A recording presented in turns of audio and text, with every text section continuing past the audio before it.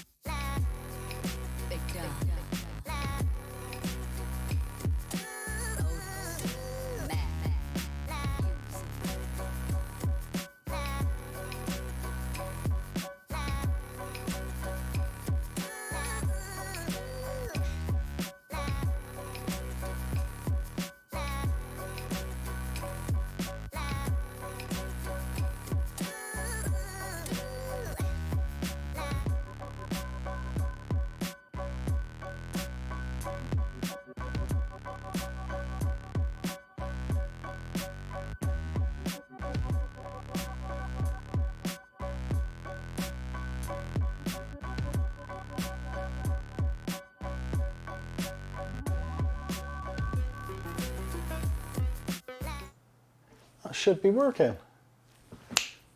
Hopefully.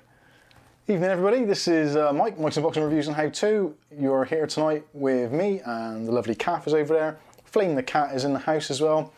No other cats tonight. But how are you guys doing? Sorry, as per usual, running a little bit late, as is often the way for everything that I do. And as you can see today, I am rocking the Christmas jumper. British gamer loves it. As you can hopefully see, this is my, oh, not my Ollie face. That's really weird. This is my jolly face. So hopefully you like the little festivities that we've got going on. And yeah, they're nice to see quite a few of you actually in the chat already. I do apologise for being late. Once again, for some reason, I don't know what it is, I've had the camera and everything set up pretty much for the last hour.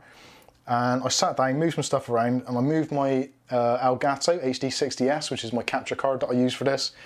And for some reason, it just lost the camera altogether, so I had to reboot, shut everything down, start again.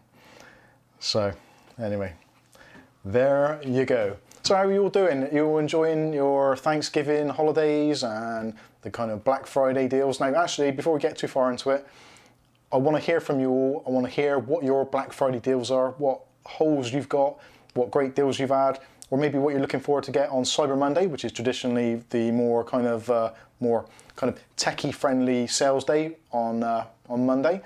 Me personally, I'm looking forward to Monday more than I was Black Friday. Black Friday is more of a kind of a consumer thing for kind of like your TVs, your Christmas items, all those kinds of random things. But Cyber Monday is the one for the tech stuff. So fingers crossed we're gonna get some super bargains there. So let's say a quick hello to those of you that are in the chat. So we've got Mary Morris, good evening to you. Angry Dog, Bills and Coins, evening to you. Captain Meets Adventures says, hey boxers. Boxers, that's quite a good term, I could use that.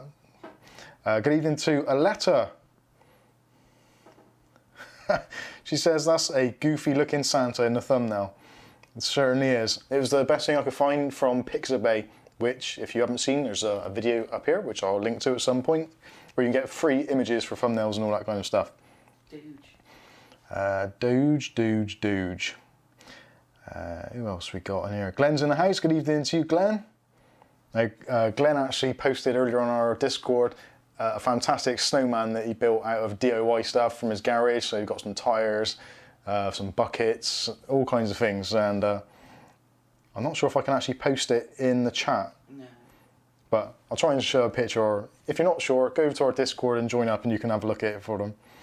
It's pretty good. Angry Doge says he's got the Corsair fans. Now, we've been having a long conversation on our Discord about fans and cooling and upgrades and all this kind of stuff. And Angry Doge has managed to get some Corsair fans on a good deal for, I think it was a Black Friday deal. It might have even been a Sober Saturday deal, I'm not entirely sure. Booty Earns in the house as well. Evening to you. British Gamer says, hello there. Well, hello. British Gamer says, I love the jumper mic. Thank you very much. This was a bit of a bittersweet purchase, this one. The Mike's Unboxing team, well, part of the team, one of the team members was missing, but some of the team who actually had the day off on Monday went shopping to the Bath shopping centre, which is not too far away from us, about 20 miles, I guess. I think it is, maybe that. Yeah, we did some Christmas shopping, so I got my Christmas jumper ready, which was nice. Angry Duck says Darth Vader jumper looking good, thank you. Not December yet, though, says Richard. No, it isn't, but in approximately 3 hours' time, it will be December, officially. You've paid for it, you're going to get your money. And yeah, I've paid for this. This cost me 14 UK pounds, so you can be damn sure, me being thrifty as I am, I'm going to get my money's worth out of this one. Captain Meets Adventure says, Mike, can you give a shout out to Lewis and Batman? Okay, hi Lewis and hi Batman. Not too sure about that one. The force is strong in this one. It is very strong today. Feeling good today, everybody. How are you guys and girls feeling today? Feeling good? Holidays are coming up. I can feel it. I can just feel it. I can feel it. It's happening. The weather's getting colder. We've had a bit of a cold snap here in the UK. Don't know what you guys' weather is like over there. But yeah, we've been having some... It's good. You can tell when it's getting colder, the crisper mornings are coming in. We're getting a bit of frost in the morning. And yeah, you can just smell Christmas is in the air. Loving it. Stephen Simmons says, hello to Kath. Hey, what about me? Who said it for you already? Did you? Sorry, I do apologise if I missed that. Custom Adventurist is in the house. Custom Adventurist, if you haven't checked out his channel already, he's doing massive, massive things on the AirPod market and the fake markets and all that kind of stuff. So do check out his channel. He's got some pretty awesome stuff on there. And he's actually doing some fantastic numbers. And yes, Custom Adventurist, I have been looking at your numbers and yeah, you're doing well. Congratulations, you are really, really nailing the YouTube. British Gamer says, Ataleta, don't drink your sorrows away, do want your liver. Well, you only live once, you might as well make the most of it. So Bootier went a bit crazy in the sales and got a 3800X, an RTX 2060 Super, 32 gigs of 3200 RAM and loads more. Well, that is a pretty decent haul. Hopefully you got some really good prices on that. What country are you in, Bootier, if you don't mind me asking?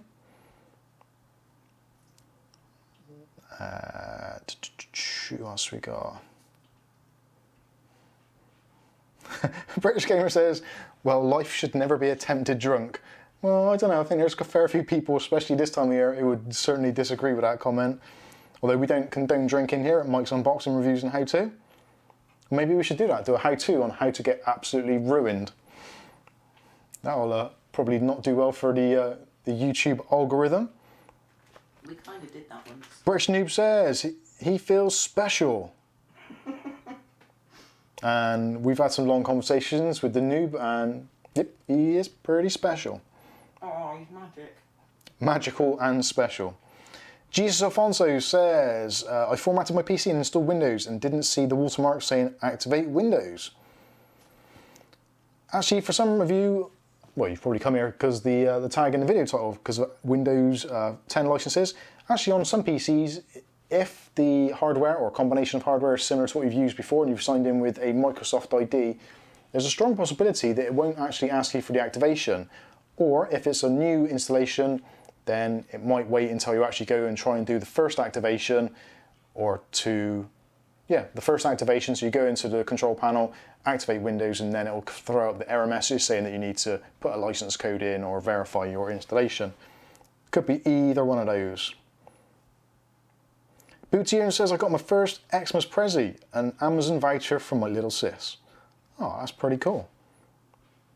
Bills and Coins says, hey Mike, just join the giveaway. Now actually, I haven't mentioned that at all yet, have I? And that was what the thumbnail was all about. So we're giving away some Windows 10 license keys. I don't know how many. Depending on how popular this becomes, it may be a few, it may be many, but basically it's going to keep going until my money runs out in my little pot.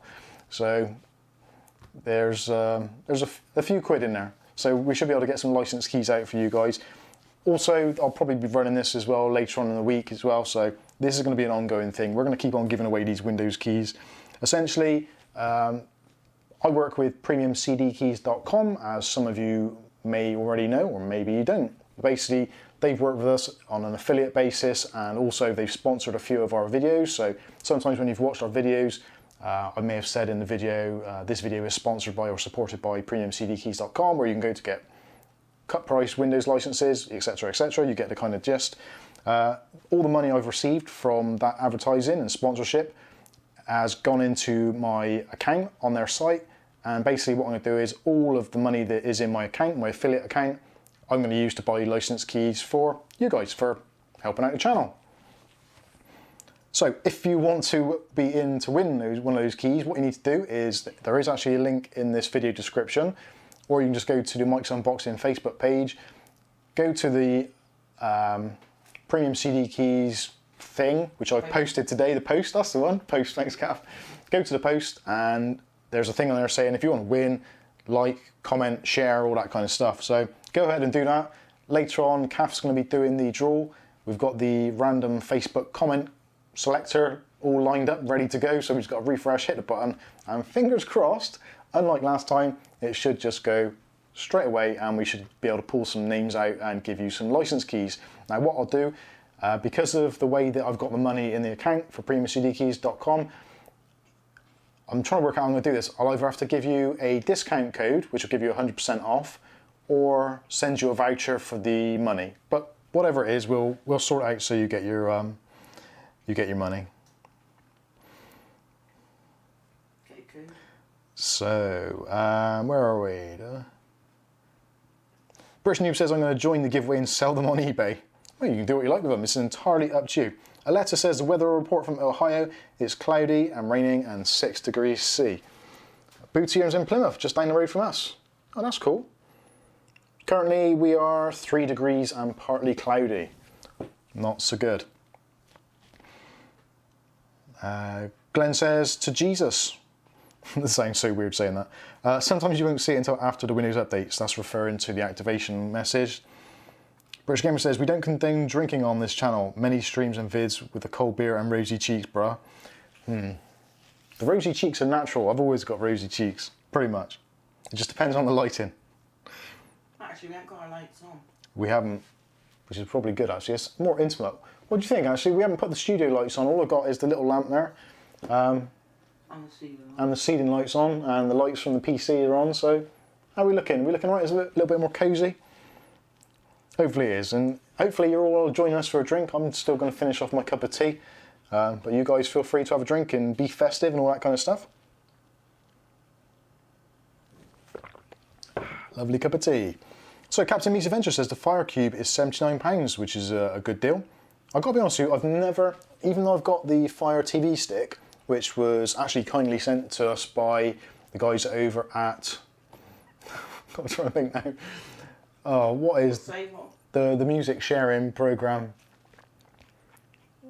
Ultra Surf.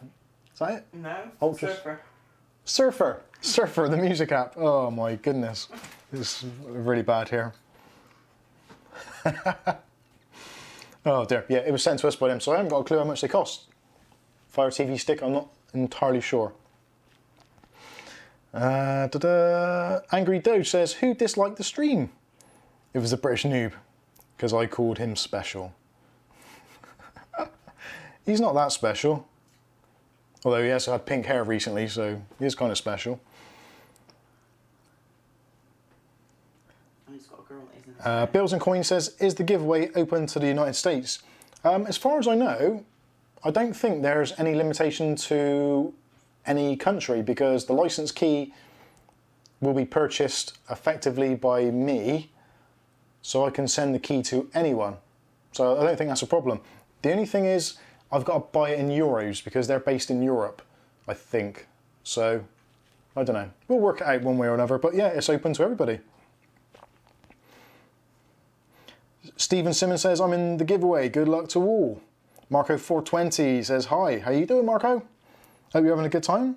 JP Keane says, giveaway, you say? Interesting.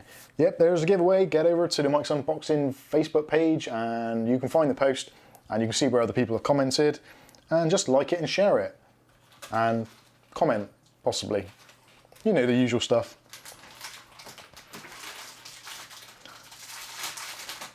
Bill's Coin says, thanks Harry Dodge, I didn't know if Windows keys are region locked. I think they actually used to be a long time ago. There used to be, I think it was for possibly China and maybe India. There was some kind of weird thing where they had slightly different license keys which were costing a lot less to try and get all of the Indian and Chinese PCs that were on the kind of like fake keys and hooky codes and that. They did a special version which was much lower price for OEMs, so they could essentially buy it for a couple of pounds and install it. Well, I think it only worked in those regions. I could be wrong on that. It's all a little bit hazy back then. Stephen Simmons says, all the Amazon stuff is great value now. Now that's the thing actually, the Amazon stuff, it does appear on face value that it is good value. But most of the stuff, if you put it through camel.com, you'll see a lot of the prices actually haven't gone down as much as you think they have, especially if you take into account what the prices were this time last year. So taking into account the kind of the pound versus dollar and all that kind of stuff, and now the tariffs on China and stuff, yeah, very interesting. JP Keane says Amazon Dot is £22. I did actually see that the Echo, no, not the Echo, the what's the Google thing? Echo, no, the Dot. What the hell is that thing called? Google Home Mini, that's the one. Oh, I was struggling today. Ever since, from the way, well, I woke up this morning and everything's just been a real struggle. I just haven't been able to get in that high gear at all today. Yes, so the Google Home Mini, at the moment in the UK, are £19, or you can buy two for £32, which is incredible value for money considering I bought mine, I think, 3 for £100, which at the time was actually a good deal. Marco, have you seen the Steam controller for 5.5 euros? Yeah, in the UK they were like £5, but I think they've all sold out, I'm not too sure. Bert Hoestra, I hope I'm saying it right, says, hi there, welcome from the Netherlands and thank you for your live streaming. Well, thank you for tuning in. It's good to see you. And what's the weather like over in the Netherlands at the moment? Are you slightly freezing or is it not too bad there? Jesus says it doesn't matter the region of a key, you can always use a proxy, activate, and yeah, remove the proxy after you've activated. Marco420 says China and India had RL, then surely there was RU CIS version as too. I think there was. JP Keane says I don't have Facebook. Oh, sorry to hear that. Join Facebook. Do it just for us. You'll like it. It's full of basically people commenting about politics and what food they've eaten. And TikTok videos. Or just like our page and you won't get anybody else's feed. Actually, yeah, Kath made a good point there. If you just go onto Facebook and just like our page, that'll be the only thing on your feed anyway, so you don't have to worry about all that other stuff. Captain Meets Adventures says, Mike, you have become Mr. Saturday Night. This week, you're Val Doonican of YouTube. Don't wear a silver tracksuit and smoke a cigar. Now then, now then. Yeah, I don't want to become the Jimmy Savile of the Saturday Night YouTube stream. That would be probably a bad thing. Probably definitely a bad thing. Angry Doge says, the only problem is that Amazon is selling expensive PSUs and RAM. Now actually, have any of you noticed that recently, that power supplies actually seem to be increasing in price? I would imagine possibly that's because probably a large majority of power supplies and components within them are manufactured in China. So because of the Chinese tariffs for the US, which predominantly are the ones who are going to be buying the parts to assemble them, things like your EVGAs, Corsair, Rio Toro, etc., all those kind of brands, I'd imagine they are actually just passing on the costs.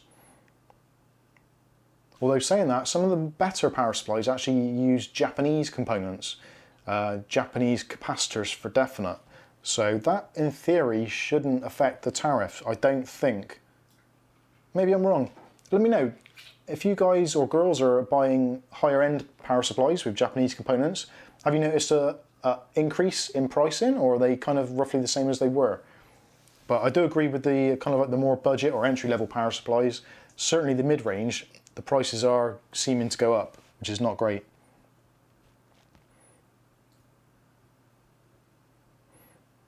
Brother Dave says, after watching your Lian Li 101 video case review, I had to have it. Can't wait to get it here. I hate to break this to you, Brother Dave, but I haven't done a Lian Li 101 review. But thank you if you think I did. And if I did a good job, well, even better. What's that in England? Yeah, it might have been was it the 101, the InWin 101? Like, that one. If it was that one, then yeah. That's the only 101 I've reviewed. Well, actually, I did two. I did the 101C. And actually, what's the other one called? The 103. Yeah, I did the 103 as well. Well, actually, speaking of which, coming up soon, we have actually got a new case coming from InWin. They've been kind enough to send us out the InWin Alice, which, if you haven't seen before, is kind of like a little bit of a weird one. It's essentially a test bench, but it's also a kind of a piece of art, and you can kind of dress it up in different fabrics. It's a really, really weird but super interesting design, and I totally can't wait to get my hands on it. So do stay tuned for that. That's going to be pretty cool. British Gamer says, I have the Google Home Mini. I got it for £20. That is a fantastic price. It really is. I don't care what anyone says. The Google Home Mini, we've got three. Thank you, Kath. We've got 3 of them in the house. Plus, I think I've got the app installed on my phone in a few other places. But the Google Home Mini has actually transformed the way that we use the home, and that we're lit, and that we're heated, and for our security devices. It's a little bit worrying that it's all kind of in the Google ecosystem, but hey, it kind of works.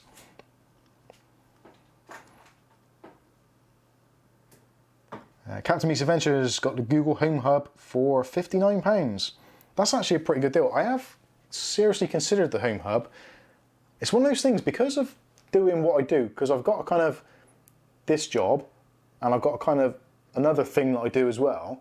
So my time is super, super limited. Like literally, I probably get about half an hour to an hour of kind of time with Kath and the kids and family, at best a day. The rest of the time I'm either working, cleaning, doing stuff for YouTube. So I don't really get a lot of time to kind of sit around playing games, listen to music, and kind of enjoying life as you would normally do. Hopefully that's going to change in the coming year, and we're going to kind of take a step back from certain things and push forward with other things, and hopefully get a bit more of a work-life balance going on. But anyway, more about that later. Aletta says, Facebook banned me, lol, and so did Twitter. That's because you're a bad girl. You really are. Very, very naughty. Marco asked, PC's looking different. What did you change? Now that is very good, actually. Marco, Kath, I'm not sure if you can hear what Kath's saying, but Marco420 says, the PC's looking different. What did you change, Mike? Now that is actually a very good thing, because this is a video that I'm working on, which some of you are probably going to hate, and I guarantee I'm probably going to lose some subscribers for it. But hey, what the hell? I want to do it. I'm going to enjoy it. It's going to be a bit of a laugh, so I'm going to do it anyway. So in the PC behind me, you can probably see the RAM, which I don't know if you can actually, because I can't really see it live, but yeah, you can sort of see it. So the RAM in the background, you can see the LEDs. Now that was, or is in fact, the, oh God, the V-Color Prism 2 RGB RAM, the 3600 stuff, which originally came with these. Now these are the pastel kind of luminaires, or diffusers, I suppose is probably the better word for them. So these are actually kind of nice, and if they were in a clear plastic, they would actually be fantastic, but they're not. So what I figured I'd do is, because I'm dropping things, because the RAM has got the mirrored sides, which looks very, very similar to the G.Skill, the Trident Royal, I figured I'm going to make my own Trident Royal RAM. So this is going to involve a glue gun, lots of... Hey, glue gun. Glue gun sets off Google. Oh, that's going to be a world of fun. Making that video is going to be really tough. So here I am with my glue gun. 8-ball pool. 8-ball pool. Yes. Sorry if your Google Homes are going off at the moment. Basically, yeah, I'm going to get a glue gun, some hot glue, and I'm going to get a ton of glitter, and I'm going to make my own Trident Royal RGB RAM out of my V-Color RAM. It's a bit stupid, but I think it's going to look alright. Although saying that, after having that in the PC as it is for a while, I actually kind of like the LEDs as they are. At first I thought it was a little bit over the top and a little bit too glary, but I've actually come to quite like it. And the RAM actually works, it has rated speeds in there and is running really nicely, so I don't really want to jinx it, but I don't know, what do you guys think? Does it look good? Does it look cool? I quite like it. And I do love that case. I'm sorry to say that the Sharkoon case is currently being used as a bed for our cat at the moment. He's sleeping on top of it. I did like the Sharkoon case, but it was a little bit big and a little bit bulky for where it was. And there's just something about that in-win design I just really, really like. I know you probably think I'm just saying that because I work with InWin and they send me stuff for review, but I've got a choice of all the cases I've got here, and that is the one that I actually prefer the look of. And actually, I think it fits in with the studio really nicely. And we do like the 103.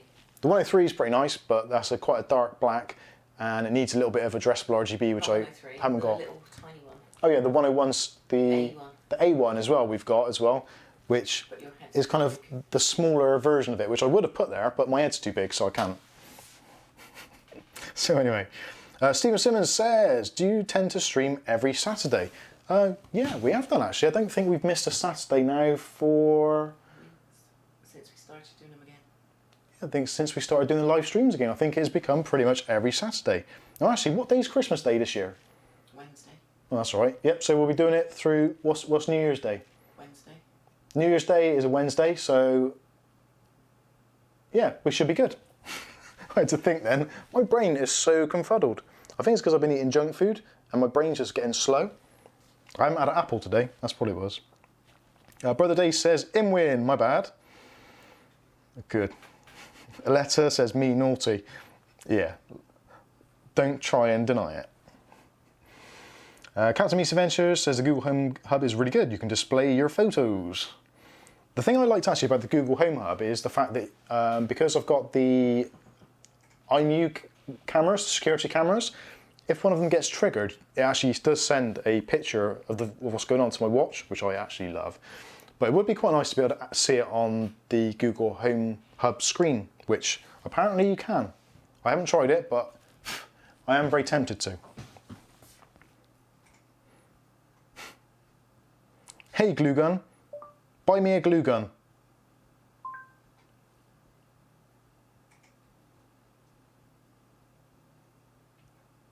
No, that didn't work.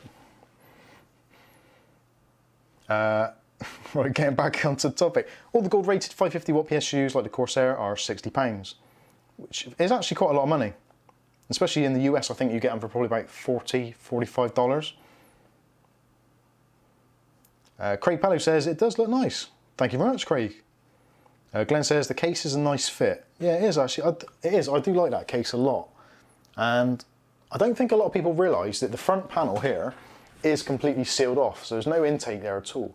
But at the bottom, the entire bottom is meshed, and there's 3 fans, all 120s, blowing upwards. So the graphics card stays super, super cool. And in fact, even playing Rocket League for an hour or so, if I ever get the chance, the graphics card fans don't even kick in.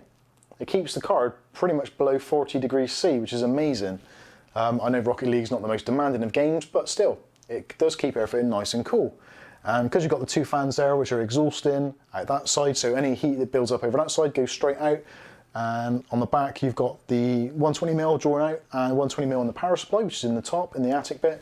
So it's a really, really good airflow in there. I really do love that case.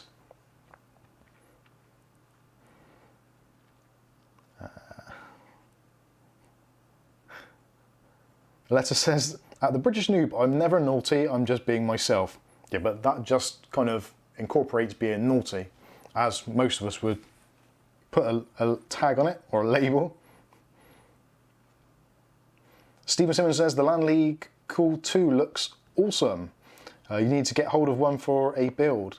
Now, actually, that's one thing, Kath, remember this, we're going to have to speak to Lian Lee, and see if we can get someone in the UK to send us one for a review. Although saying that, the Land League cases do seem to be coming down in price, which I've noticed. So I may actually start looking at the piggy bank and seeing what I can do. British Noob says, "I like the case, but I missed the rainbow puke." Yeah, I do kind of miss the rainbow puke a little bit. Bills and Coins says, Mike, I got the Google Home Mini for $10. That is amazing value. I got it through Spotify. Fantastic. Richard says, Mike, when you get the chance to game, what GPU do you use? It depends which PC I'm on. If I'm on my video editing PC, I've got a GTX 1070 EVGA SC in that PC. In this one is the Sapphire Nitro Plus RX 580. So between the two of them, that's 1440p on that screen, 1080p on that screen. So both of them roughly work out kind of the same FPS. Although generally I do tend to put VSync on just to limit the amount of extra frames that I don't necessarily need, which some people may not like, but hey, there you go. Aletta says, my PSU in the current system is EVGA 750B3, which is the 80 plus bronze 750 watt fully modular for $80. That's a pretty decent price. So $80 in UK pounds is what, about 63, 64 pounds. So that is a fantastic value for money. Marco420 says, I would recommend turning anti-aliasing off in Rocket League and setting AA super sampling 2 times, override app settings in AMD settings. Okay, I'll give that a go. Angry Doge says, Mike, the Corsair 275R Airflow delivery is around a month long for the white colour. Is it worth waiting or get the black edition earlier for more? That's completely down to you. I wouldn't say either way. They both are they're both good cases. It depends what your colour scheme is, and if you really got your heart set on the white one, then you're gonna have to wait for it. Or spend a bit more money. Glenn says the Landcool 2 does look great. It does. Captain Meets Adventure says, I miss the Surface Pro. I don't. It's the honest answer. I wish I could say I did, but I don't. I genuinely don't. Which is kind of sad because that Surface Pro was gifted to me by Microsoft themselves long time ago, and I prided myself and treasured that because I've done some pretty good work for them, and they gave me a Surface Pro 3 to say thank you, which I kind of liked. And to be fair, it was very, very good for a long time, but it is very noisy. It's only a dual core processor with hyper-threading, so it is starting to show its age, unfortunately. And this thing is just great. It's a bigger screen, so I can actually see it a little bit, and it just runs really nicely. I can't even hear the fan. I don't even think the fan's spinning. No, I don't even think the fan's spinning. This Acer Aspire, at first, like you've probably seen in the video, when I first got it, I was like, maybe I've made a mistake. But actually, for £399, you can't really do much better. Even on the Black Friday deals I've seen, there isn't that much better on the market for the money. Really isn't.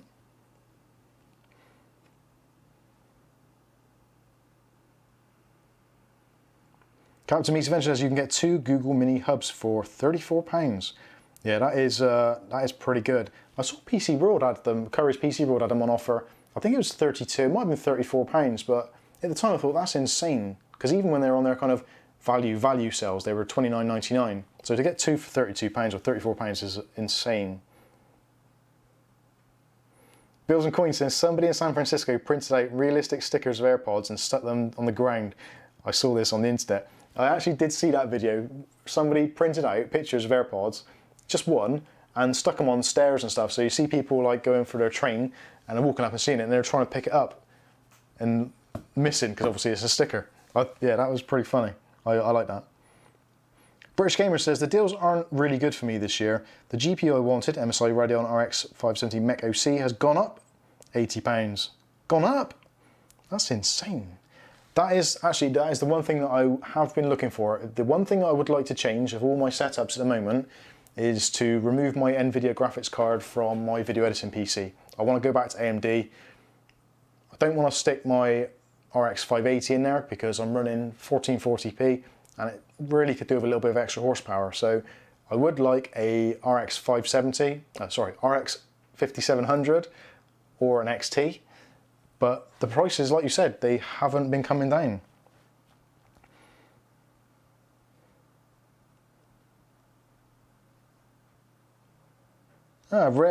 RevSabies. RevSabies? If I'm annihilating your name, I do apologise. Thanks for your review and installation guide of the eSports Duo fan. Oh, you're welcome. I hope you enjoyed it, and I hope you enjoyed the fan actually. So it's a pretty decent fan.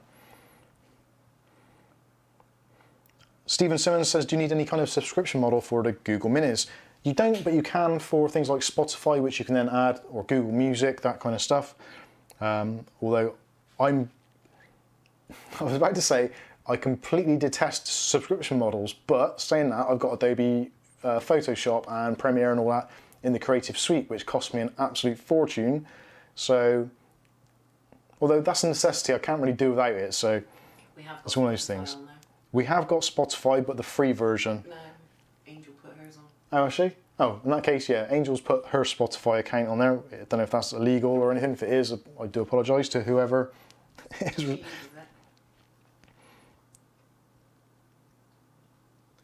Angry Dog says, why don't you connect a mouse to your laptop?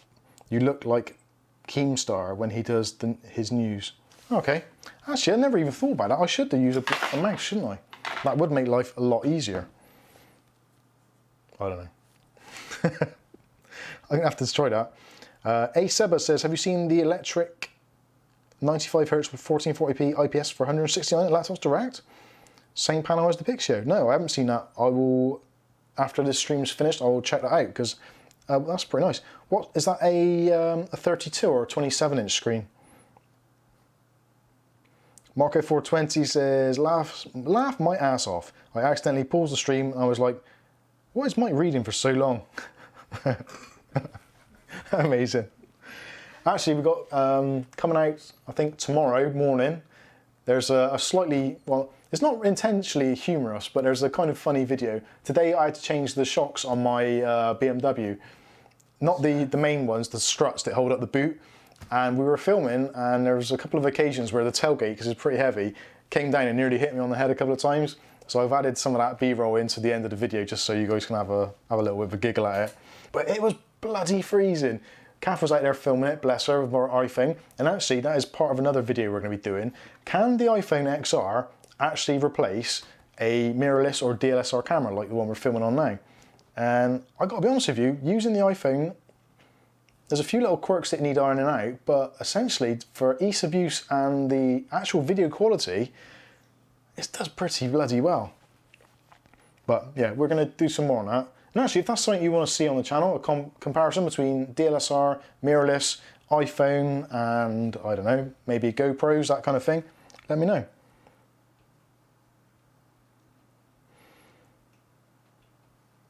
British Gamer says, oh, if you don't need the graphics card, I'll take it. Oh, I think there's going to be a queue if I start giving stuff away. Ray Sabies, yes, Rev Sabies, I don't know, whatever it is, whatever. Sabes, I do.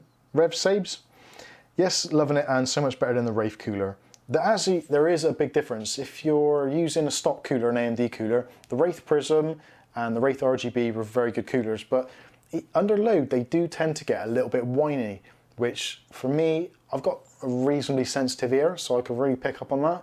At the moment I can hear my Pure Bass 500 over in the corner because I've got a mechanical drive in there, and there's a little bit of reverberation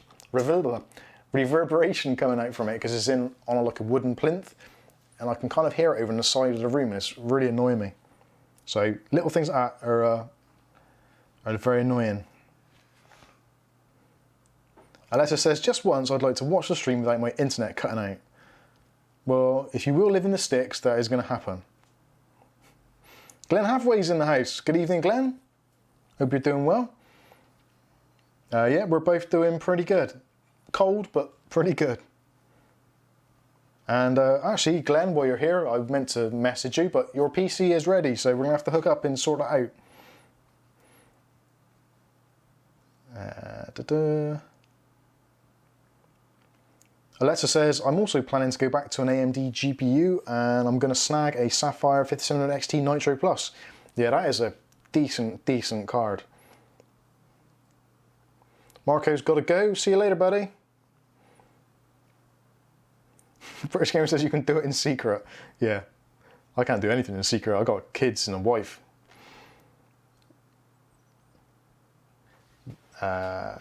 Rev Sabes says, did my first PC build over the weekend. NZXT case, MSI Tomahawk Max, Ryzen 3700X, 3600 MHz, all that good stuff. And a GeForce Super 2070. That's an awesome system. That is properly good. Yes, it's Rev and Sabius, or Sebs, like the lady said. That's you, lady. Oh. Oh, bless. Kath's a lady. Oh. She likes that. British Gamer says, oof, I have a Ryzen 2700X with the RTX 960. What's the 2060 is that? Captain Meese Adventure says, anyone signed up to Google Stadia? That's actually a good question. Now, actually, we'll talk about this for a little bit. I personally don't like the idea of streaming services. I know Microsoft's going to bring one out. You've got Stadia. There's various other ones which have tried and pretty much failed in the past. There was one that you could subscribe for $9.99 and basically you could play any game you wanted to. It died. If you think about it realistically, most of you that are watching this on YouTube, how many times have you had a video pause, stutter, your internet connection drop out, lag, even when you're playing online games with dedicated hardware in your machine, how many times have you experienced lag? All of us have. If you played Rocket League, you're pretty much guaranteed to get it. So I can't see how a subscription model, which is based on playing through the internet, is going to be a good experience. I personally think it's going to suck. Unless you've got kind of like Ninja internet, which is got like a 99% uptime guarantee, it's a really big risk. What happens if your internet goes out? You can't play games for the foreseeable. And you're paying for a service. This seems pointless. I would really, really much prefer to have my own hardware, my own games hardware installed, and play it while I want to. If I haven't got the internet, I can play offline. It's not a problem. I can play with bots on Counter-Strike. I can play with bots on Rocket League. Hell, I could play Tetris. Just doesn't seem like a good idea for me, Stadia. I think it's one of those kind of, it's a rich kid's toy. Oh look, yeah, we're going to give our kids Stadia for Christmas so they can play all the latest games. Yeah, you wait until the internet goes down and those kids are screaming your house down. That ain't going to be a lot of fun.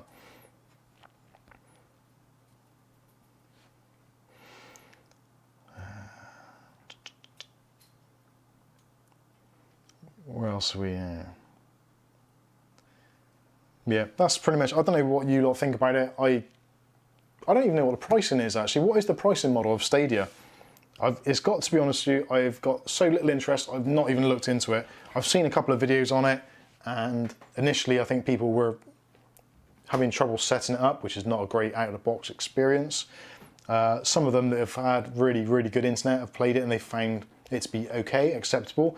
So what happens when you haven't got great internet?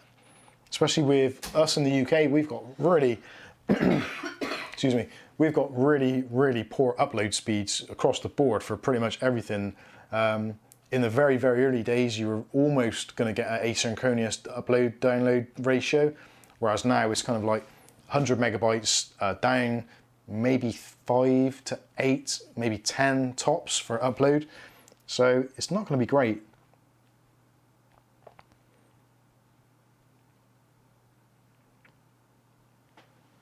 Sorry, just reading some of these comments.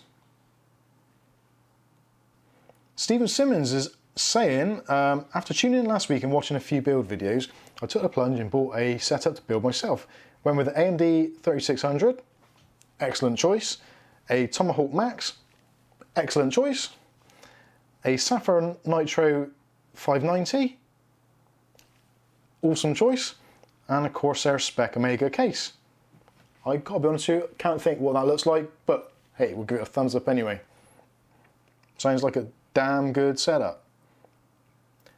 Now, actually, that's something else I was thinking of. When I was thinking about what I'm going to say in tonight's stream, there's all kinds of weird stuff that goes through my head. Some of it unrepeatable, a lot of it unintelligible, but some of it actually is kind of interesting to me. Now, to me it is anyway. It's made Kath laugh, so hey, that's a win. I don't know why we continuously keep on upgrading. I was reading a post on UK Hot Deals when I was looking through the Black Friday deals, and somebody posted on a deal for a R5 3600, which they've been going for about 180 at the moment in the UK, which is a reasonable price. But somebody posted, Shane, I've got a R5 2600, just bought it for £85. And it made me think that actually the difference between an R5 2600 and an R5 3600 isn't massive. It really, really isn't massive. And I own both of them. I've got the 2600 in my little A1. I've got the 3600 in my video editing PC. And I've got to be honest with you, the small PC with the Ryzen 5 2600, weirdly to me, feels like a snappier build. Now, it doesn't have Adobe Premiere and all those kinds of things on, so that is going to take a slight toll on it. But saying that, I think if I had to do a blind test between the two systems playing on a game, I genuinely don't think I would see a difference or notice a difference. But there's almost £100 between the price of those two CPUs, which makes me think, are we just going down this rabbit hole as we do, just keep on upgrading with the new Ryzen 3000 series? Ideally, you need a new board, like a 570 series or one of the new upgraded 450 models. But when you spend all that kind of money, do you get ROI or return on investment? I don't think you do. I really don't think you do. I think the real bargain section at the moment is your B450 boards, the older versions primarily, although saying that the Max versions aren't much dearer, so they're still okay. But the Ryzen 5 2600, the 2700 R7s are going for like 140 at the moment. Excuse me again. So £140 for a Ryzen 7 2700, and the 2700X has been a couple of pounds more again. Those are fantastic chips for the money. They really are. But yeah, let us know what you think.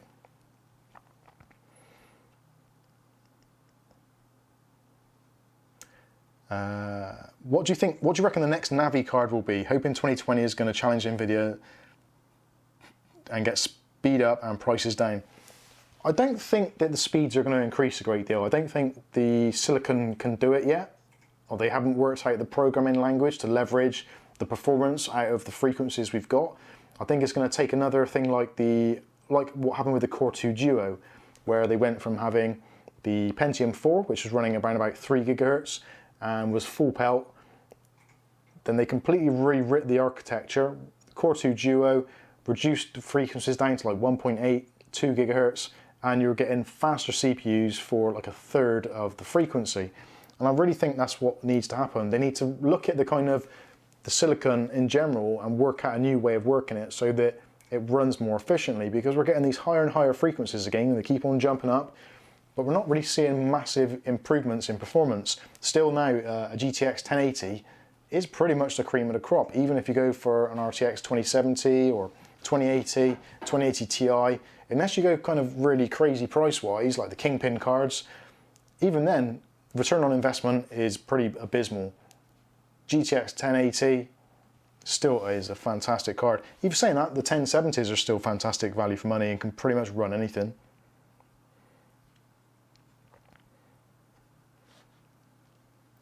Captain Meets Adventure says, Mike, you got a fitness tracker wristband? I have, but I don't wear it. I've got the Apple Watch, which actually I do love, and I don't like to say it because I want to be anti-Apple purely because of kind of the Apple tax and all that kind of stuff. But this smartwatch is without doubt the most usable, flexible, and just easy to use piece of equipment I've probably ever owned. For the £200 it cost, against the kind of 150, 160 of the Fitbit varieties, this truly, truly is a smartwatch. It's not a fitness tracker, it's not something to give you notifications or whatever.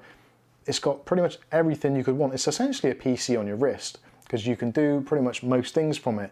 And quite often I find my phone, at the end of the day, the battery is only used like 20% on my phone, because I pretty much do everything from my watch now.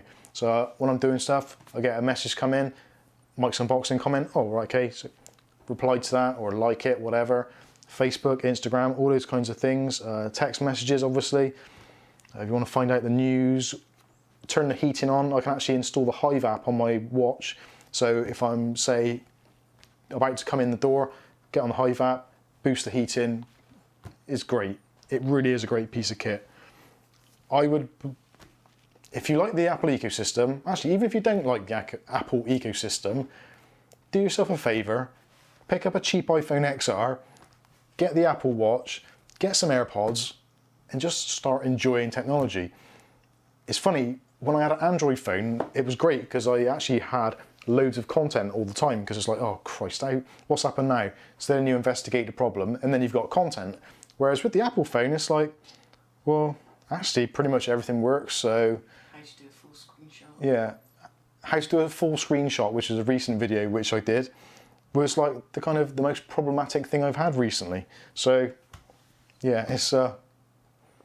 I've gone off topic there from trackers. I have got a Xiaomi Mi Band 4, which is up in the box, which has been in the box since pretty much I did the unboxing. I used it for a very, very short time. It's, yeah, you get the idea. Sorry, I think, have I missed something? Someone said something about spec. Oh, actually, going back to, I'll just scroll back up. Richard says, I remember the OnLive service about 10 years ago. Yeah, it didn't really work out particularly well for them. Bless.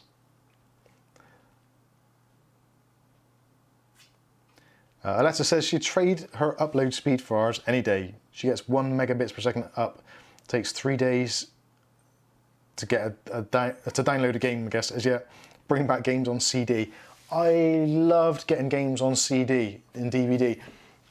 We did a live stream a long time ago where I think I actually got very drunk and I regretted a lot of the things I said. No, so I think it's... That was another stream. Oh no, sorry, Kath tells me that was another stream. So there was a stream we did where I had all my kind of old boxed games out and I was reminiscing on it. And yeah, I miss that, I really do. It was really nice to have a boxed game with your discs in, install it, you don't have to worry about downloading. Downloading games is horrendous. Like Doom, was it 80 gigabytes or something ridiculous? I tried a freebie the other day from Uplay, I think it was, or EA Games or whatever it was, Need for Speed, the new one, and it took absolutely ages to download it. Now I don't mind downloading it because I guess that's the way it is, but I know even for downloading or installing a game from a CD or DVD, it seems to take a long time. But surely in this technology now where we've got SATA drives or USB sticks, hell, sell the games on a USB stick. You get 100 megabits per second transfer speed on that. Stick a USB stick in and you're away. That would be the way forward. Or better still, put it on an SSD. The amount that games cost these days, they could probably afford to put it on a little USB SSD and still make money. Incredible.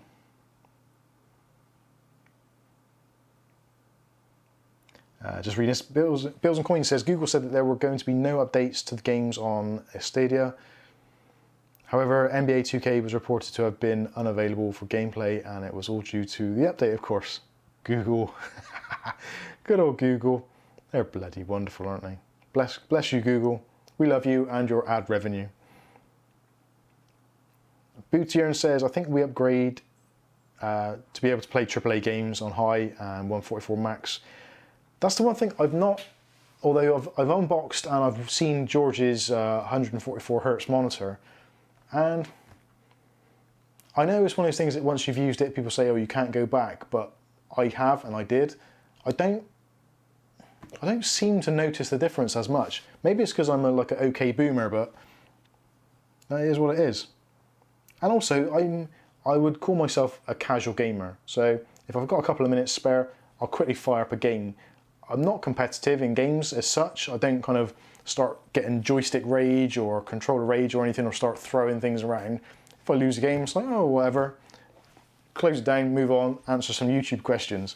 So I don't really mind about that kind of stuff.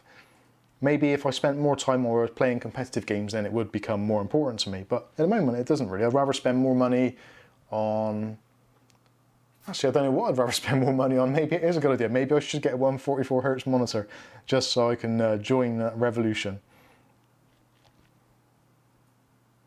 British Gamer says, is this the real life?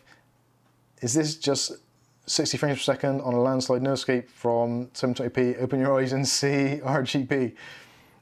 That's the Queen song. Rewritten, I can tell. Captain Meets Adventure says, I have a Xiaomi Mi Band 4 and it's amazing. It is, for the money, it is actually a really good device and the screen is fantastic. And if you ever need to reset it. And if you ever need to reset it, we've got a video which will be linked up here. You probably won't. But yeah, the Mi Band 4, if you like that, you'll love an Apple Watch because the simplicity and ease of use. Just imagine that with a bigger, better screen, not better battery life because the battery life on that thing was insane. Probably still charged now. Yeah, I think it's still running now. But the Apple Watch is I don't say things or promote things unless I believe in them. And the Apple Watch is, yeah, it is very, very good. Very good. Alessa says, just finished off my bottle of vodka and I still have too much blood in my alcohol system.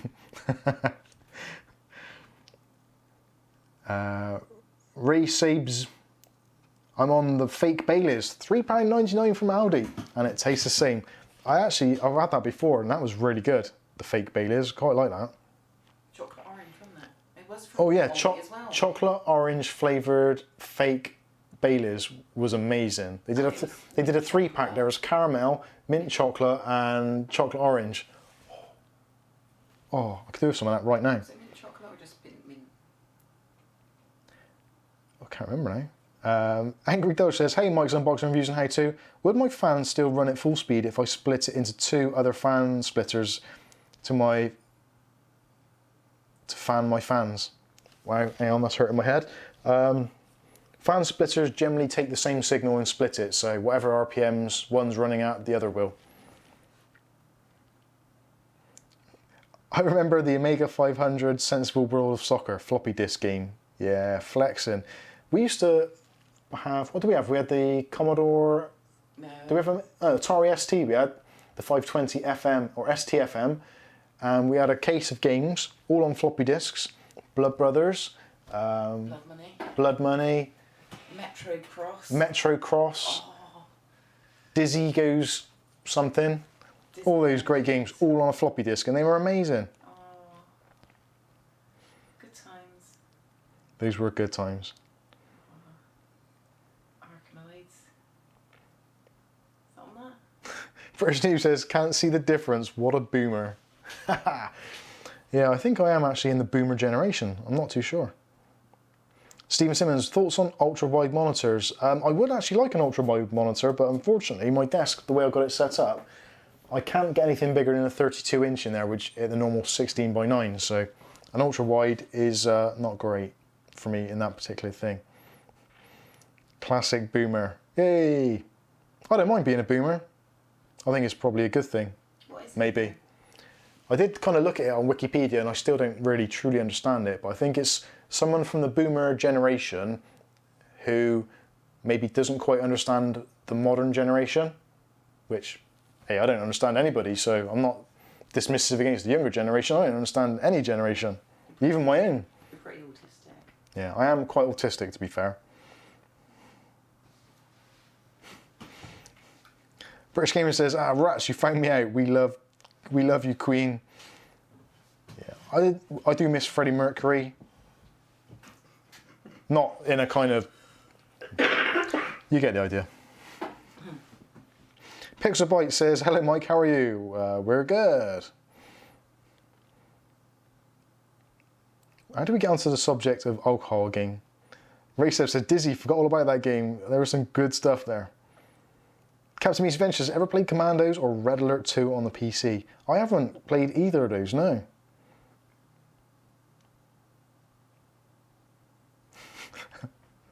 Right, what else? Right, let's think. What else have I done this week which was moderately interesting? Should I just say? I'll tell you what we have got. We've got next week, or possibly next week, we've got some more AirDots come in from the guys at eardots.co. They're going to be sending us the new AirDots Pro. Do you reckon? No. Because of the postage stuff going on at the moment, because of Black Friday and Cyber Monday and all that kind of tingling. Oh, and Christmas, Thanksgiving, etc.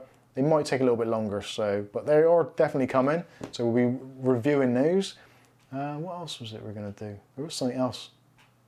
Oh, that was it. GameMax. Get a new case from GameMax come through. That's going to be an interesting one to look at.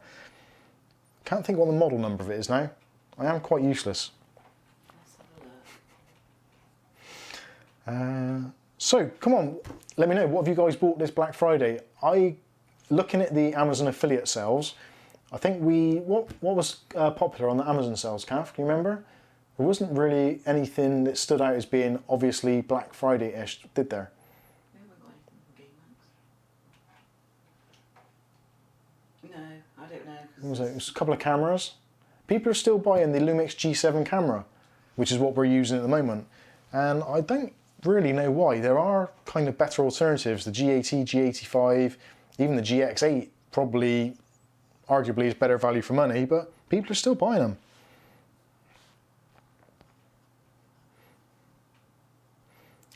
Captain Meets Finish says you can buy Command & Conquer Red Alert 2. Actually, I have got that, Red Alert 2. I think I've got that in one of the libraries for one of the games. I think that's the EA one, isn't it? I'm sure I've got it in my library. They gave it away free. Stephen Simmons says Atari ST versus the Commodore Amiga was the 80s version of Xbox versus PlayStation. Yeah, it was actually. Yeah, there was, previous generation you had Commodore versus Sinclair. So you had the Sinclair Spectrum, 48K, 48K Plus, 48K Plus 2. That's when Amstrad took over, and then they had the Plus 2, Plus 3, which are pretty much basically the Amstrad CPC 464 in disguise, just with the different Sinclair stuff inside. Yeah, those were the days. Bills and Coins says, I got a mouse pad and some fans. What was the favouriteest thing you've ever unboxed? You missed out. That's an interesting one. Oh, we got a super chat coming. What's happening? Do this one. I can only turn off one light, so it'll be that one. Oh, two lights then. Hold on. Thank you very much for your super chat donation from Captain Meets Adventures. And that is donated to Jumper Aid. Do they know it's Christmas? No, they do know it's Christmas now. Because actually, this is a really thick jumper. I'm going to be sweating buckets in this thing. Thank you very much, Captain Meets Adventures. Appreciate it. And you're back in the room. Is this going to work? Yeah, there we go. I should program it so that when the super chat comes in, it turns off that RGB. Lively. I could probably do that. Do it now, live. I can't do that live now. That'll hurt my head. That'll be funny. That's an interesting question. What is the favourite thing you've ever unboxed? Jumper Aid. That is a difficult one, because there's things I've enjoyed unboxing because of how easy it was to do the review and how easy it all went, and it just went smoothly. But then there's things that I've enjoyed which have actually been a really nice product which I've enjoyed using. Also, there's been things I've unboxed which I didn't think were going to do very well at all, and have actually gone like, and it's like, wow, that was pretty enjoyable. Actually, probably the original AirPods from Nokia's. I think it was the i9S, which I got them and it's like, I don't like AirPods. I actually don't like them. I don't like the look of them or anything. Then I used them for a little bit after the unboxing and during the unboxing, and I made the video and it's like, why are people going to buy these? This is ridiculous. They're not going to do very well at all. It's a waste of time. I don't even know why I'm making this video, but I'll give it the benefit of the doubt. And then I think it was either the i9s or the i10s, and the video just went whew, straight off, and I was like, whoa, this is weird. What is going on?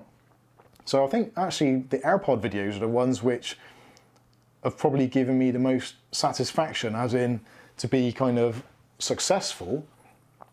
But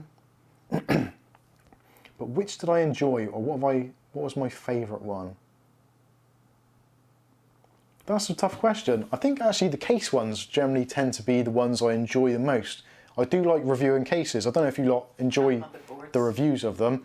Motherboards I quite like doing as well. They're quite good, but then I feel I'm slightly out of my depth when it comes to the VRM testing. But hey ho, we can't all be Steve Burke, can we? But yeah, the Waxer was quite a fun one. The fun ones are good good fun. Actually, the live streams I quite like doing, but when it comes to doing unboxings, I think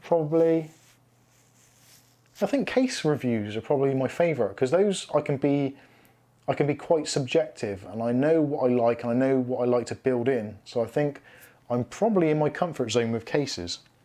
Hopefully that answers your question. Angry Dodge says you've got the 480 gigabyte TC Sunbow SSD for £28, which you recommended, and the Corsair AF120 fans. Aletta says not much for Black Friday. I have 10 items on my Amazon wishlist and none of them dropped in price. Yeah, it was Cyber Monday is what we're waiting for. And if you've got them in your Amazon shopping lists, don't forget to use the affiliate links. Every little helps. That was Tesco. British Gamer, what do you think of IKEA? I personally love IKEA. I could quite happily go to IKEA, spend a couple of hours in there, go in there, have some food in the restaurant, then go back and do some more shopping. Get some cinnamon buns. Cinnamon buns. You said it okay then. Did I? Yeah, I said cinnamon. Oh, damn it. I struggle with that word. Anyway, yeah, I like IKEA. I like their food as well. And I like their furniture, surprisingly, which is kind of like this lamp, both of these tables, that unit. Those boxes. Those boxes inside the unit. Probably most of the stuff in here, actually. The shelves. The shelves that were up. Oh yeah, those shelves are IKEA. We cut them down. Yeah, we love IKEA. Those shelves were cut down in a video, which you can watch. They used to be the big ones that come right out there, but they're not anymore. Stephen Simmons says the 48K with rubber keys was my first computer. So we are probably around about a similar age, Stephen, I would have thought. My first computer, I think, was a VIC-20. And around about the same time I had a Texas Instruments TI-99, a Acorn Electron, I didn't have an Acorn Electron, BBC I had, a Tandy TRS 80 I think I had as well. That's some really weird stuff. And an Oric. That was weird. Oh. Seba's off. Good night, Seba. IKEA hot dogs for the win. They are nice. Captain Meets Adventure says, Kath unboxing your children. Yeah, that was relatively enjoyable.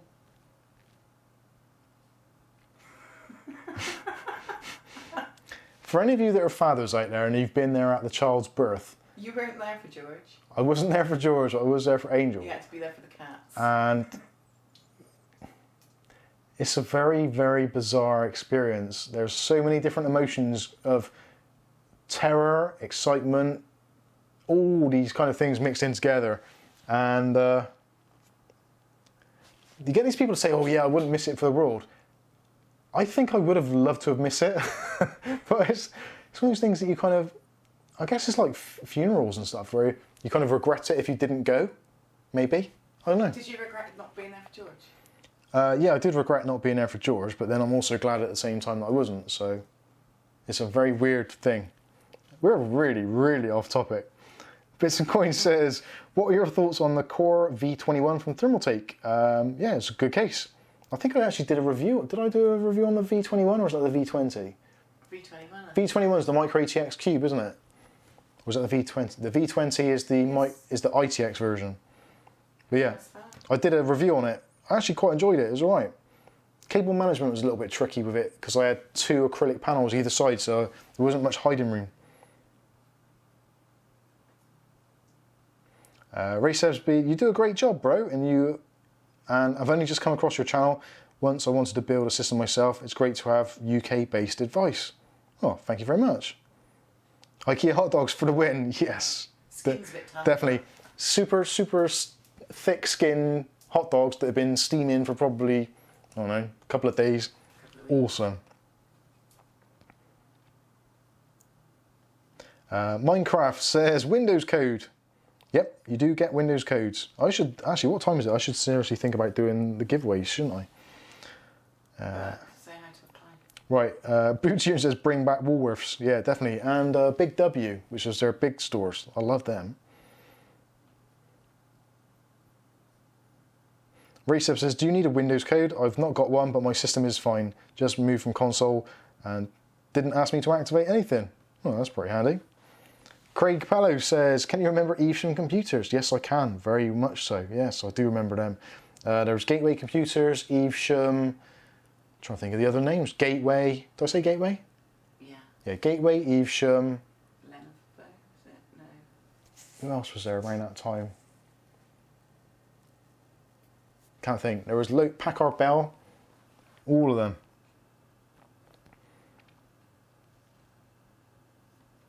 Captain Meese says, have you seen the lamp that doubles as a Sonos speaker from IKEA? They're also meant to make an amazing Bluetooth speaker. Yeah, actually, a couple of people have said that, and I've seen a couple of reviews, and they do look very good. I actually watched a teardown on one of them, and they do appear to be very good. I need to take another trip to IKEA. We haven't been there for a long time.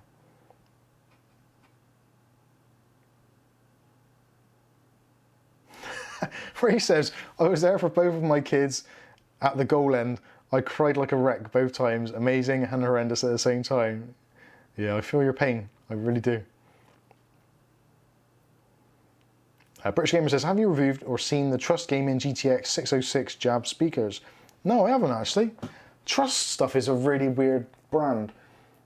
I used to see the rep from Trust when I worked in the computer store, and he used to come in and show us all the new stuff. And it was always kind of like, at the time you had Microsoft making their peripherals and accessories, and they were really good, and then you had Trust stuff come in, which was kind of, you could tell it was just made in China and then rebadged, which wasn't always great. But then some of their stuff they've actually had custom made, and some of that stuff is actually really good. So it's a very weird one. Bills and Coins says, what part of the UK are you from? We're from the southwest area of the United Kingdom. Craig Pelly says, we used to call ours Pack-Up Bell because it used to always go wrong. They did. Packard Bell PCs were built to a ridiculously low budget and generally contained mostly MSI motherboards. I think they worked with MSI on most of their projects. I think they they didn't think they had Gigabyte boards back then. I think it was mostly MSI, and they notoriously bad capacitors that used to pop on them. Not good.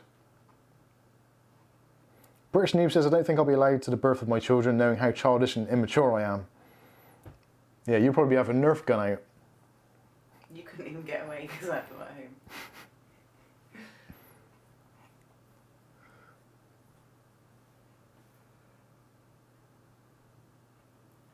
Angry Dog says, I have the Trust GTX keyboard. Yeah, He said he used to call his Packard Bell Pack-Up Bell because it was always going wrong. I just read that. Oh, did you? Sorry, Yeah. That's okay. Sorry. Right, okay. Nerf gun, perfect idea. Amazing. Ray says, what's the difference between the different colour switches on mechanical keyboards? Right, I'm probably not the best person to ask this because I personally don't care whether I use a mechanical keyboard or a normal one. Although, having said that, some of the keyboards are really good. So you get various colour switches. There's browns, reds, blues, silvers. I think there's a black and a gold as well. There's various other ones that come out, and each one of those switches has got a silent and a linear version. So the linear ones basically don't have any kind of tactile kind of click to them. They have an audible click, which you hear from the key switch bottoming out, but they don't have like a secondary little hump or kind of where you feel the resistance. Noob said to join the Discord and he can talk him through that. What's that for? The keyboard. Oh, right, okay. Yeah, there we go. British Noob says, join the Discord and he'll give you a good rundown on the keyboard switches. Alright, I'll put the link in, tell him. Essentially, you've got browns, which are probably, I would say, the most popular as a kind of general all-round switch, the MX Brown, which are copied by the Otomu Browns also, which are very similar feeling. You've got the reds, which are slightly quieter from memory. The blues, which are the most noisy. I've got a keyboard coming actually, which has got silver switches, which I don't know what that's going to be like. So, has anyone tried MX Silver? I've not tried them yet, so I'll be interested to know what that is all about. Tiny, Captain Me's Adventures, Tiny PCs, yes! Tiny, that was the other brand I was thinking of. Oh my days, Tiny PCs. Yeah, they were bad as well. They, yeah, they were generally actually quite small as well, which was weird because they were called tiny. Quite impressive.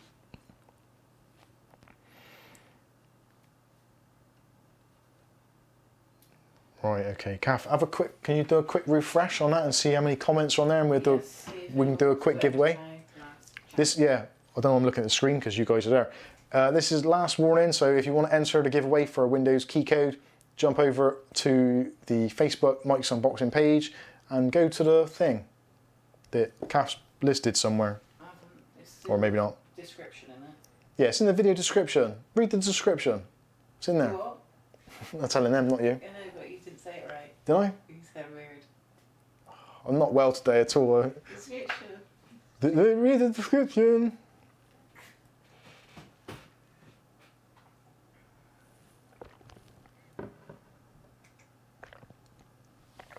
Blue keys.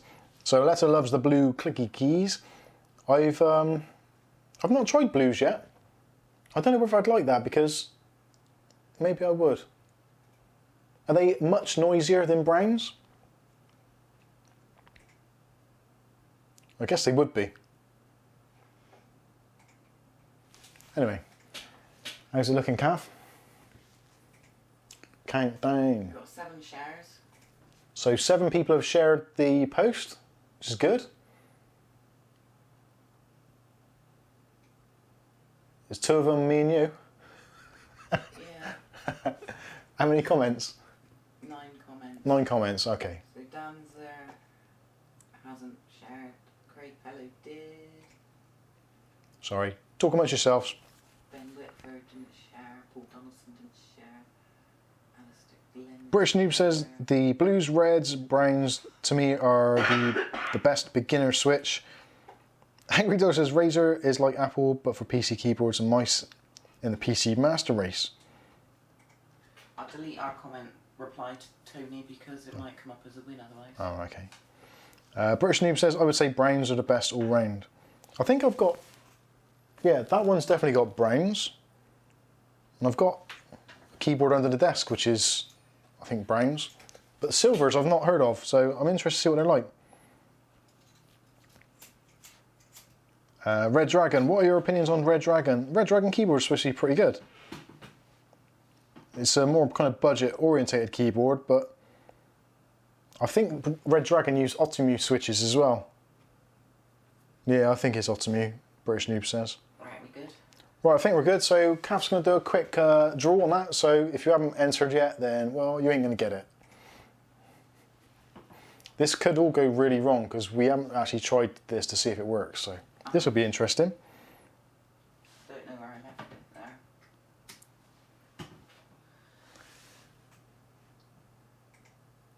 And what I might do actually, once this video's done and YouTube or Google have finished doing the... Unique commenters 8. Well, actually, that's not going to work, is it? Why is it not? Sorry, I was going to say, what I could do is put a license key actually in the video description for those that read it all the way through, but then if more than one person try to register it, that's going to be a right ball ache. So I'm not going to do that.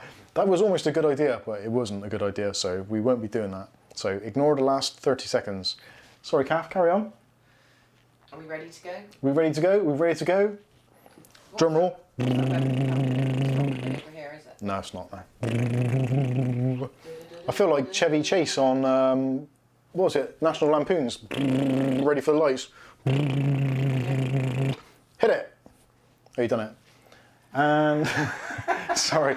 Right, take a screenshot of that. So we've got some kind of proofy thing. So the winner of the first of our giveaway keys is... Yeah, still there. Who do you think? Have a guess. British Gamer says, slide me a code. Well, the first winner is Craig Pello. So, well done, Craig. I'm not sure this is going to work out now, so... So what should I do? Put it in the latest giveaways on Discord? I don't know. Or Right. We can message on Facebook now, can't we? On that, yeah. Yeah, Craig, we'll message you on Facebook and we'll send you a code for a Windows key. Because that's secure. Or we'll send you a key, whichever you want. We'll discuss it, but winner number 1, Craig Pello. Shall I just cut and paste that into the... Which I think Craig's actually in the chat now, isn't he? He was. Did I see him? Yeah. Well, Craig, if you're in the chat still, congratulations, mate. Well done. You have won a new Windows 10 Professional Retail License Key. Should I paste that Merry in Christmas. giveaways? Yeah. So we've got a copy ourselves? Yeah. To remember. There's nothing else on there, is there? No, I don't think so. It's just The list of the winners and the screenshots will be posted in our Discord forum in the giveaway section or winner section. So for those of you that aren't in the stream or whatever, anyway, you get the idea. So all the winners will be listed there. What should I put? Winner? Just winner? Yeah, winner. Oh, and Craig is in the chat. So Craig, you're a winner, my friend. British Gamer says, wait, is there more than one winner? How many keys have you got to give away? I could win. Oh my God, says British Gamer.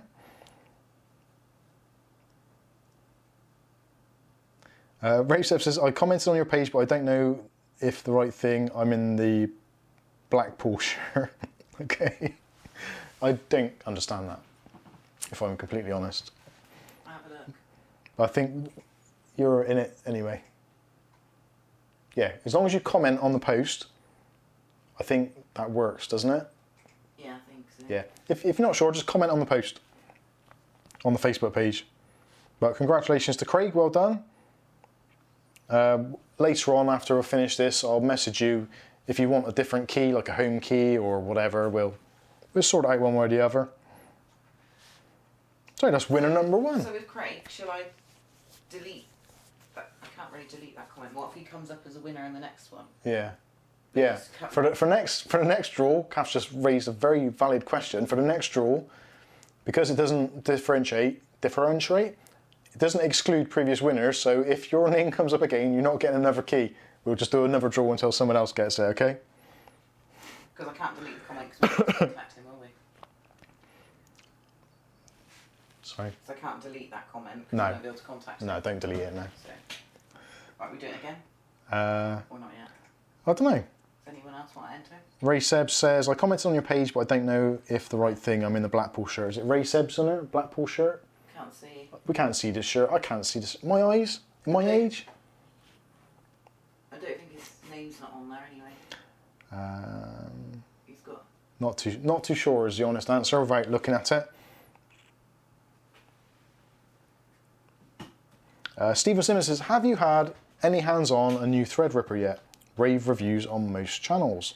No, I haven't actually. That's one thing that I was really tempted when the Threadripper, the 1920 I think it was, got down to like £300.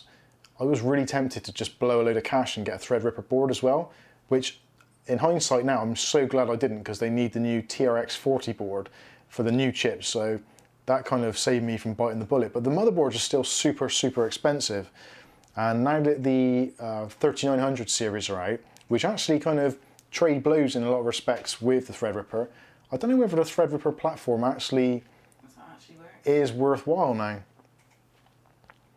But we'll try it.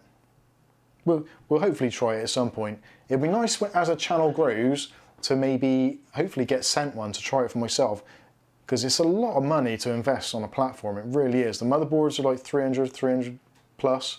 The chip itself is kind of stratospheric pricing. Value for money wise, probably not, but a fantastic platform nonetheless. And if you're into overclocking and you're into your benchmarks, then yeah, Threadripper all the way because of the cores. Angry Doe says, where do I enter? I've put the link in there. Oh, Cap's put the link in, so you should be able to follow that. Kyle Taylor says, how are you guys going to deal with the new Copa stuff? Like, what is going to happen to your channel? Sorry, just reading a letter's comment there. Kyle, to be completely honest with you, Copa makes no difference to our channel whatsoever. There is basically no... I don't think, there's nothing which has been tagged by YouTube as being aimed at children. And I've kind of deliberately, subconsciously, since the beginning, I've tried to veer the content away from minors if at all possible. Purely for the reason that over in the UK, we have the whole kind of Jimmy Savile thing going on, and there was a lot of stuff about paedophiles and all that kind of stuff.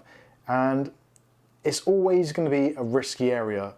You only have to say one thing wrong at some point and you can potentially alienate all of your viewers or say something inappropriate, which is very easy to do, especially like in live streams. It's really, really difficult. Sometimes when you get into the heat of the moment, you say something, it can't be retracted. And as with social media now, as soon as something's posted or a picture's taken, that is it. That is a moment in time that cannot be erased or undone. Now, when you're writing a column or you're doing some kind of offline thing, it's easy. You can just screw up the paper, throw it away, or you can erase it, whatever, overtype it, you can get rid of it. But when it's live or you're making a video and it's posted, even if it's something that you haven't intentionally noticed at the time, once it's put out on social media in any way, shape or form, it's there. And it can be potentially be your undoing, as quite a lot of YouTubers have found out. There's been some really high profile YouTubers who've had their channels completely obliterated by saying one thing or having one particular view or another because they're kind of a family friendly channel. I wouldn't say our channel is necessarily not family friendly, but we definitely don't gear our content towards younger children. Maybe kind of young adults, the kind of maybe 13, 14 and upwards, but certainly anyone below 13, this channel is not for you. The content is not aimed at you. The how-to fixes and stuff, potentially, but I would still recommend that most of the stuff that we do is done by an adult or someone who has kind of that cognitive ability to know what they're doing is potentially dangerous or whatever. Does that make sense? Hopefully it does. Kind of made sense to me. But COPA, essentially, we've had our channel checked. We've actually, weirdly, I don't know how we've managed it, we've actually produced over 700 videos. I say the word produced lightly because a lot of the videos are probably not worthy of the title produced, but we've made 700 plus videos, haven't we? So we've had them, every single one has been checked and looked for any COPA issues. We've passed with a full bill of health, so we've got no problems there whatsoever. So COPA for us isn't going to be a big deal. The more important one is going to be the Article 13 or Article 19 is whatever it's called now, with kind of like the whole copyright thing of like, oh, I've got a Superman logo, oops, I've got Amazon stuff, AMD, Mario, Nintendo, all these things around me. Hell, I've even got Darth Vader Disney stuff on me. So potentially, if Darth Vader's Disney. well, he is now, yeah. Jesus. I know. What's going on? Darth Vader Disney. That's aimed at Who'd have kids. thought? That's aimed at kids as well. Damn. Yeah, that's the point. I might have to rethink that strategy. Anyway, so the long and short of it is that could potentially cause problems for Article 13. But as far as COPA is concerned, then yeah, it's not a problem. Okay, hopefully that answers. Yeah, British Gamer says, it's not for kids, don't watch it, kids. It's not for kids. Although, like I said, we are relatively family friendly. I don't think that there's been any time, we've slipped the odd innuendo in there and the odd cuss word, but And we haven't published. realistically, if you're an adult and you've got children and you've gone to the local McDonald's, for instance, which is a child-friendly place, you can guarantee if you've sat in there, you've heard other children in there or other adults in there swearing, cussing, saying things that they shouldn't in front of children. It happens as part of the modern world. It is the world we live in. People don't have their kind of 18 plus silence button. People say what they want to say. But I think for YouTube, they've taken a bit more of a proactive stance in trying to eradicate anything which could potentially be actionable, let's say. Carl says, yeah, thanks for the info, and I'm glad that you aren't going to be affected. Now, so we totally, I've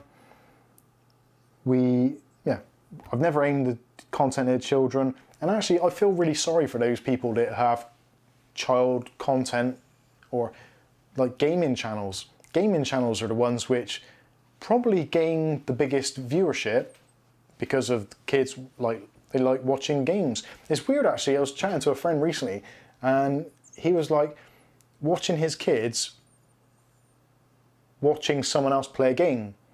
And he's like, well, why don't you just play the game? He's like, oh no, we prefer to watch it.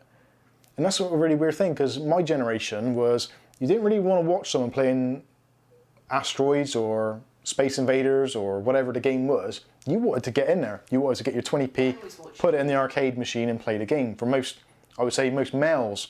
Females, I wouldn't say. Kath just said then she liked to watch me play, but You hated playing Sonic. yeah. I hated playing Sonic the Hedgehog, but I had to for Kath. Because you couldn't save it. I was a forced gamer. Help me. Help me.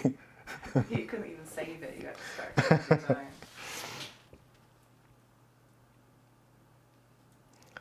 So, yeah.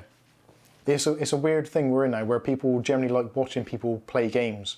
I have watched people play games, but I'd much rather do it myself. I'm like same with football. I'll quite happily watch football, but I'd rather play it than watch it. Anyway, yeah, we're not going to be Copad.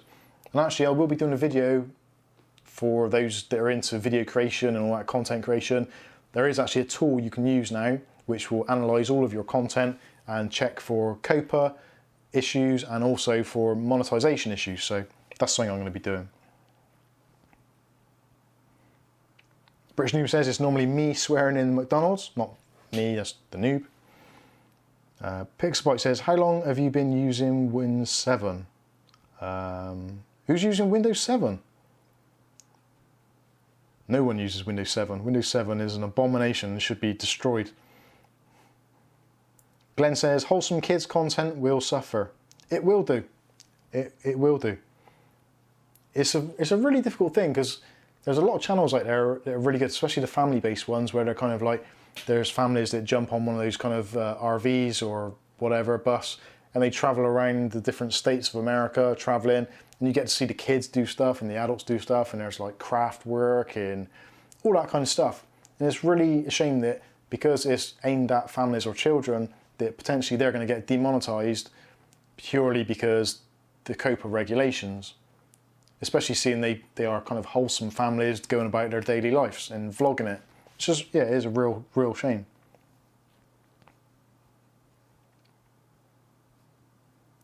Oh God. Glenn's got to go. Good night, Glenn. Miss you, buddy. Angry Dodge says, Mike, are you a lefty on PC? Yes, I am goofy-footed and left-handed. I skate with my left foot as well, for those of you that are into skateboarding. Glenn says, goodbye to brainless garbage. Yes. There is actually, I'm going to answer Glenn's question there. There is on YouTube some stuff which I really don't understand. Probably because I'm the wrong generation, but YouTube poops. Have you guys heard of YouTube poops? YouTube poops, if you've not seen them, I can't even say it, let alone know what they are. Sorry. But yeah, it's not good. It's not good. It's basically just like screaming noises and angry stuff, and basically using, I think, is like the Half-Life engine to animate stuff. And there's all sorts of different versions, but yeah, it's just not good. Alessa says, McDonald's is poison, vodka is better. Yeah, McDonald's is great in theory, and you look at it and you think, oh yeah, that looks really good, I wouldn't mind that. And the way it's advertised, you think, oh yeah, that looks pretty cool. But then you get it and you're like, Millionaire. I don't feel latte, great now. The Millionaire Latte, we tried one of those on Monday, and that was absolute horseshit. Took the lid off. I'm not even going to joke, like, literally you took the lid off and it looked like steaming crap. It really did. But Sorry McDonald's for your anti-sponsorship. it was nothing like the picture. Yeah, it was so far away from the picture, it could have been, The picture had cream whipped Yeah, on it, and it was it was just- just it was nothing like it. It was absolutely horrendous. Bills and Coin says, let's save Private Mike. Yeah, thank you, I think. Rodrigo says, what do you think about the New World Order? Oh, don't get me started there. Do you know what? That is the one thing I would love to do as a separate channel, but I don't know whether the two would mix at all because it would be completely chalk and cheese. But I would love to do a conspiracy channel with like paranormal, the UFOs, all that kind of stuff, because it just fascinates me. It genuinely does. The New World Order, is it a thing? Is it not? Probably, but not really provable. And what would you define as a New World Order? Is it an underlying government, a dark government, whatever it may be? Probably it does exist, but Does it have a kind of a group or meetings? Do they give blood sacrifices and all that kind of stuff? Hey, who knows? I like to think there is, but I'd like to not know some of the things I yeah. know. Yeah, that Kath said something actually very pragmatic, which is unusual for Kath, to be fair. Yeah. What did you say again? It was such a shock to the system. When you listen into all that stuff. Oh yeah, when you listen into that stuff, some of the things you hear, you wish you hadn't heard, because once you know something, you can't unknow it, if that makes sense. And I totally agree with what you said there. I became, how they say, awoke or woken or awake or whatever it is, aware, I suppose. Probably back in 2010, maybe a bit earlier than that. Probably about 2005, 2006, around that sort of time. No, it's about 2001. Maybe it was actually. It's the Twin Towers. Oh yeah. So you're probably around about 2000s actually saying that.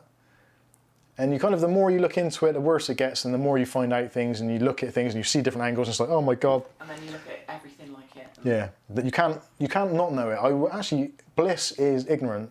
No, ignorance is bliss.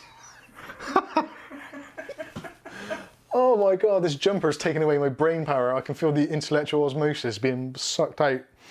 Darth Vader has got your brain. Oh dear, Darth Vader. The dark force has come over my brain. But yeah, basically, once you you go down the rabbit hole, you can't not see it all around you. It's pretty bad.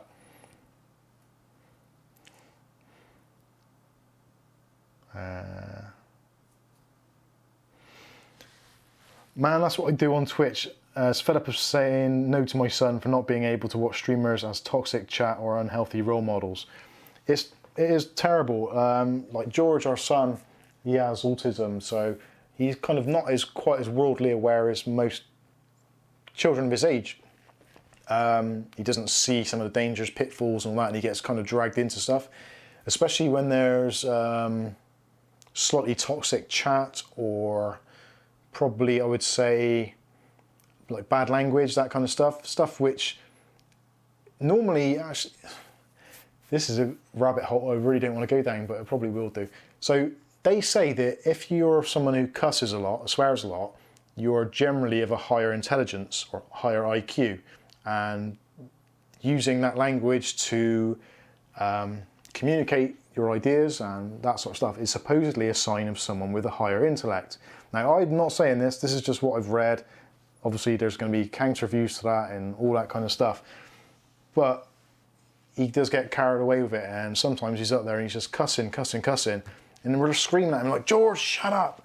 And he just gets dragged into it. And of course, the other kids are doing it as well, or the other adults, I suppose they are now. And it's just one of those things that it just happens. And that is in streams and stuff like that, or live chats and stuff. He's always getting banned. And he's forever getting banned. He banned my Neopets. So it's not good.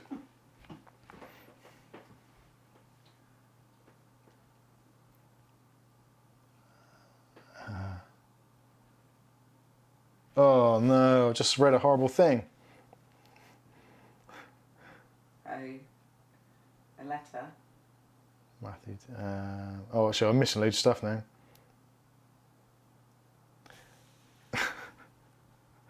Carl says, I'm really afraid for my favourite animation channels like Jaden and The Odd Ones Out. It's going to be a tough time for everyone, but I think it's like most things. It's like Brexit, coming out of Europe, Trump being in power. Everyone gets really like triggered about stuff, and it's like, oh my god, it's the end of the world. What's going to happen? And generally, things just carry on rolling on as they are, regardless. Political things, environmental stuff. Whoever's in power, who's getting copaed, who's not. It's just business as usual. It generally tends to be that way. But we kind of live in that society where everything is like news just pushed out, blah, blah, blah. And like, oh, scare tactics. Oh my God, look what's going to happen. And it's like, oh, okay. I think we should have learned our lesson from the Y2K bug.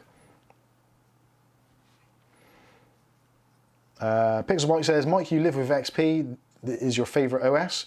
It certainly is. I love Windows XP. It is all good.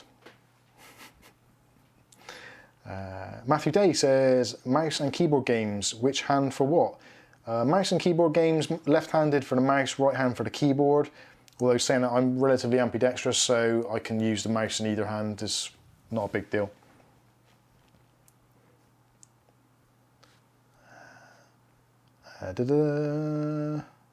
British Noob says, I'm proud of you, Mike. Okay, thanks. Because you managed to get one giveaway done. Oh, he's proud of me because I got one giveaway done. Right, let's do another one. So Captain Meets Adventures Mike is the Boxinator. That's nice. I would like to be that.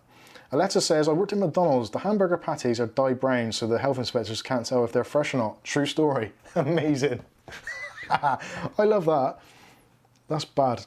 I feel sick inside. I think a lot of eaters are like that.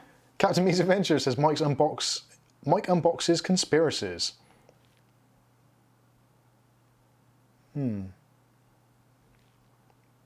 I really would like to do that. I really genuinely, I love conspiracies. I find them fascinating on so many levels. Boutier, my thought for the day is the more you weigh, the harder you are to kidnap. Stay safe, eat cake, everybody. Wise words from Boutier, and I actually saw that on a t-shirt. It was on a fat person. Rev says Windows 10 giveaway. Hungry for it. Bills and Coins wasn't impressed with the dyed brown comment. Captain Meets Adventures, you should watch David Icke on the True Geordie. Amazing. I have seen some David Icke stuff and his stuff is actually fascinating. Pixelbite says, on Greece, Black Friday is fake. Okay. British Noob might became woke. Yeah, I am woke and awake and all those things. Captain Meets Adventures, the Queen is a lizard. Prince Philip is a Sith Lord. Well, we've all known that for such a long time. Bliss is ignorant. I heard it here first. Bliss is ignorant. Here, I'm going to do that. Here it is. I'm going to make that as a t-shirt. Mike's Unboxing t-shirt. Bliss is ignorant. That would be fun. We should definitely do that. Bliss is ignorant. That is going to be my new thing. Forget it by tomorrow. Yeah, it will be gone. What was it I said about McDonald's chips didn't contain any potato? Yeah, somebody said, I can't think this is real, but McDonald's chips don't contain potato. They do contain potato, but I was in the car and I got it all confused. Oh yeah, yeah, Kath got it confused. I called it. Glenn says that suppressed history fascinates me. Totally. Aletta says, after working at McDonald's, I won't eat there anymore. Kath was the same. She used to work in Harvesters. And some of the stuff they do, seriously, you wouldn't want to eat there. But it does taste pretty good. British Gamer says, any more keys? Well, that is a good, yeah, let's do that. Let's do another key, Kath. Comfy. I don't care if you're comfy, just hit those buttons. Okay. We've got people wanting keys here. You want keys, don't you? Yeah. Right. Ready? You got to do the drum roll and I've got to hit it when you've finished, yeah? Just do it. Right, so the next winner of a Windows 10 Retail OEM Pro or Home Key is going to be... Who's that? Don't know that name, but Key was on. the next winner is that Whit? Yeah. Ben Whitford. Ben Whitford, congratulations. We'll send you some kind of messagey thing on Facebook, and we'll also post this on our Discord so you can check out from there. Now the Discord actually you don't need to be a member of to see what's going on for the giveaways because Oh, I can share the winner on the Facebook wall from here. oh, don't do that, that's complicated. Okay, I'll just... The Discord, if you don't want to join it, you don't have to. You can just go to the Discord channel and you can look at the affiliate links, the winners and the giveaway section. You can see those. If you want to join, all you got to do is go to the rules section and at the bottom type in the box OK dude with an exclamation mark. It's all there in the instructions.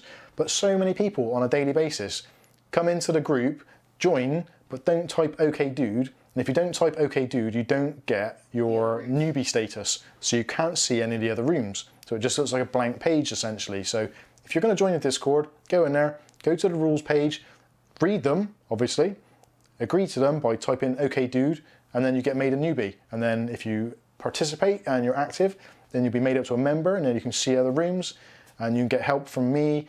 The other guys are on there. You've got Glenn, C McKnight, British Noob, Jotwa, various others, Welsh Tony, ClickTech Kev, loads and loads of other people in there as well. If I've missed anyone's name, I do apologise. But there's lots of people in there, so you can come in and say hello. And get help and stuff. Reb says, I don't swear, that makes sense. Aletta says I have an IQ of 163. And something. That's it. Oh, here we go. This is going to get political. I can see this. Oh, I think I've lost it now. Rodrigo says, Mike, do you believe in Jesus Christ and about the New World Order? I mean, RFID chips, total control over people, depopulation because the world is supporting LGBT, etc., Freemasons, Third Temple, etc. Boom! That's going to blow up, isn't it? Right. We'll ignore that. We'll ignore that for now, but I know where you're coming from, and it's kind of, yeah, I would love to answer that, but this is definitely not the time or place for that. But he did miss out vegans. Yeah, you missed out vegans.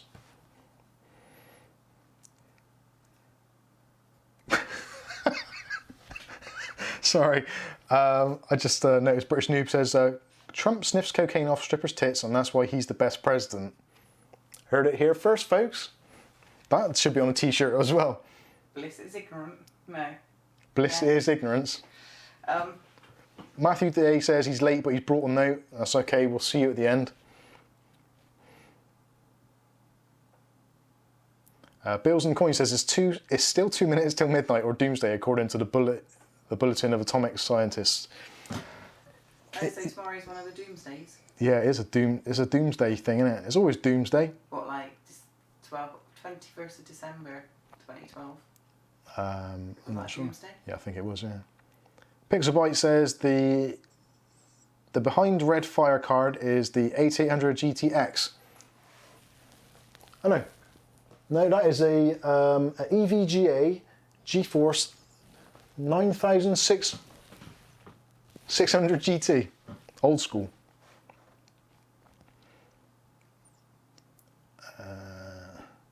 Or do you unbox conspiracies? I really should do that. That's not a bad idea. Unboxing conspiracies. I kind of like that. I ain't got enough time for this channel, let alone another one, but I would like to do that. There's a serious amount of research you need to do for that, otherwise you get completely annihilated. Richard says, have you tried out Red Dead 2 on your PC yet, Mike? No, I haven't actually. I'm waiting for a good deal on that because at the moment it's still pretty expensive. Bills and Coin says, Donald Trump's a red worm in the way that he acts. I'm not going to go there. Captain Me's Adventures, Boris Johnson is basically Trump who went to a posh school. There are a lot of similarities, both physically and in their mannerisms, yes. British Noob says, I don't want keys. Okay. Alessa says, on Star Wars, the rebels are the evil ones. That is an interesting point of view, because everything in life and in history, whatever's happened, history always kind of takes one side or the other.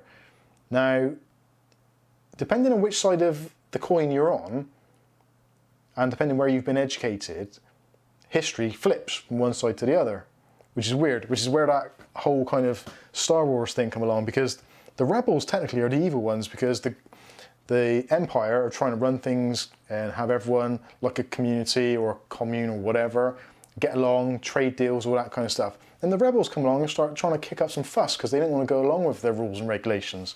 So we root for them, but essentially they're the ones kicking up all the trouble.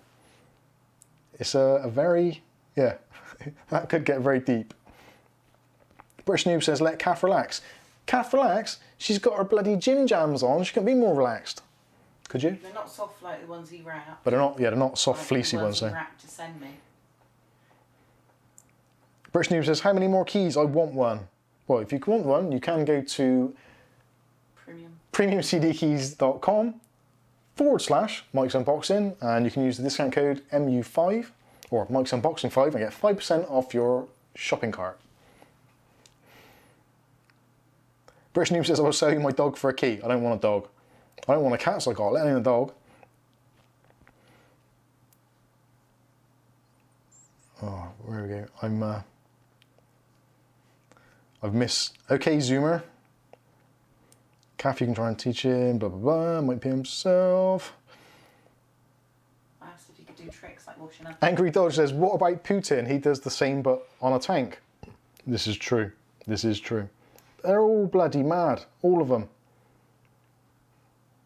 All politicians are essentially like most people in power. They don't really know what to do with it, and most of them lack the responsibility gene to actually use it in a careful and considerate manner. Anyway, there you go.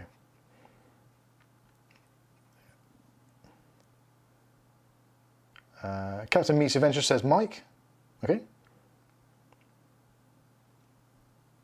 Oh, this is interesting. Captain Meets Adventure says Mike, do an unboxing conspiracies live next week.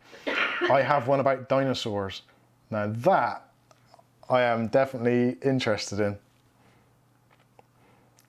Angry Dog says, yet the Empire have things such as torture. Well, technically the Force can be used as a form of torture by changing someone's mental state. So when Obi-Wan Kenobi says these aren't the droids you're looking for and changes their mind, that is affecting their human rights. if you're a slight snowflake. But you get the idea. It depends which side of the coin you're on.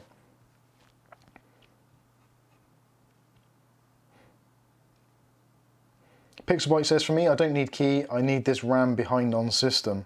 Oh, what, that RAM? What is the opinion on the RAM? Do you guys and girls actually like the RAM as it is? With the kind of the naked RGB LEDs?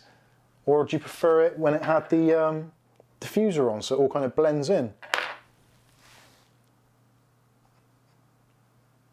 British Gamer says, I like the RAM. Pixelboy says, oh yes, I like it so much. Okay.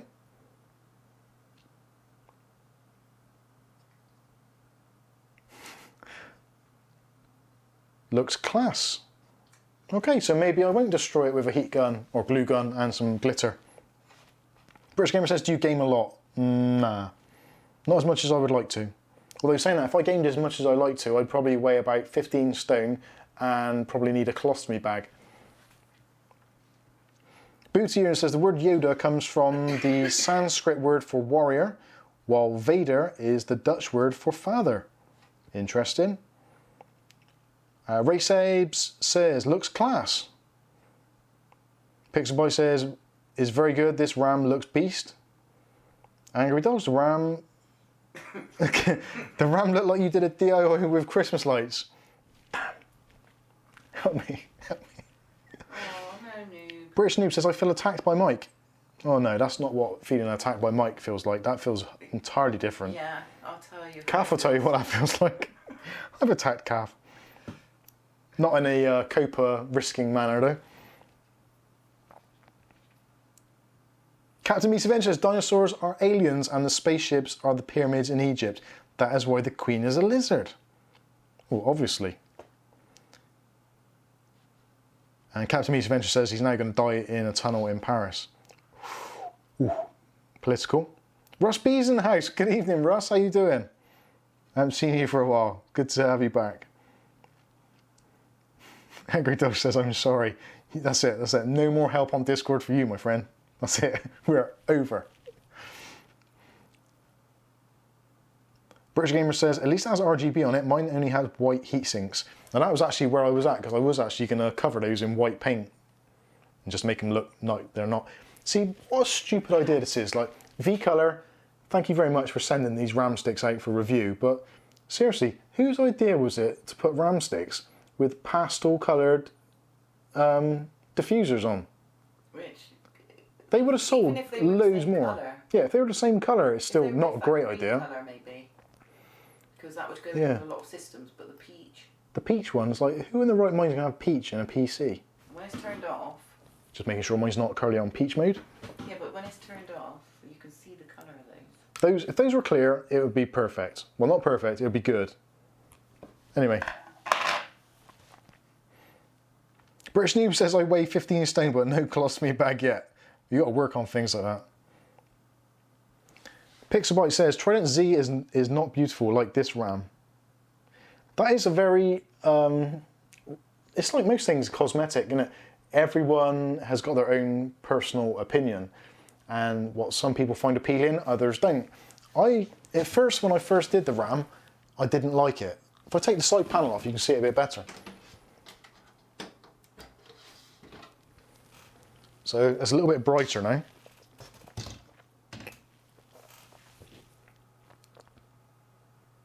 Still very quiet though, isn't it? You hear it? I do love that system, I really do. But it looks pretty good.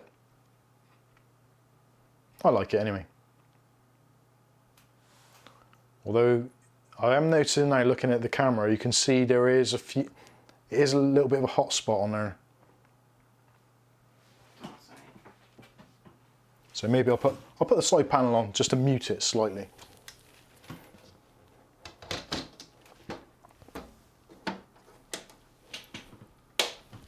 There we go. Right then, where are we? Angry Doge says maybe have a blue design or white I might consider buying. Oh, sorry, I'll go back. Hi Russ. Pixelbyte, do you remember DDR3 memory on X580 Dominator GT with big heatsink, like 1.65 volt, and it's hot like GPU on stress? Yeah, I do remember that. I used to have DDR3 RAM used to get like quite hot because of the voltage, and even with massive heat spreaders, you touch it and you burn your hands. It's horrendous.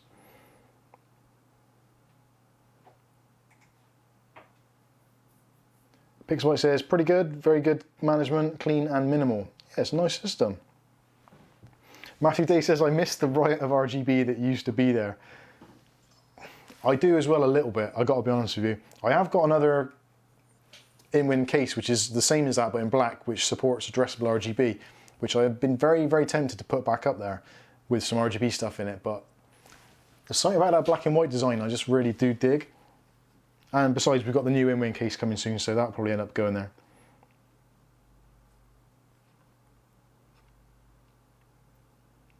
Aletta says, the Jedi were religious... one of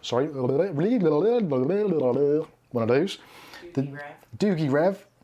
The Jedi was a religious cult that brainwashed toddlers. Proof, Anakin Skywalker was only 9 and they said he was too old for the training.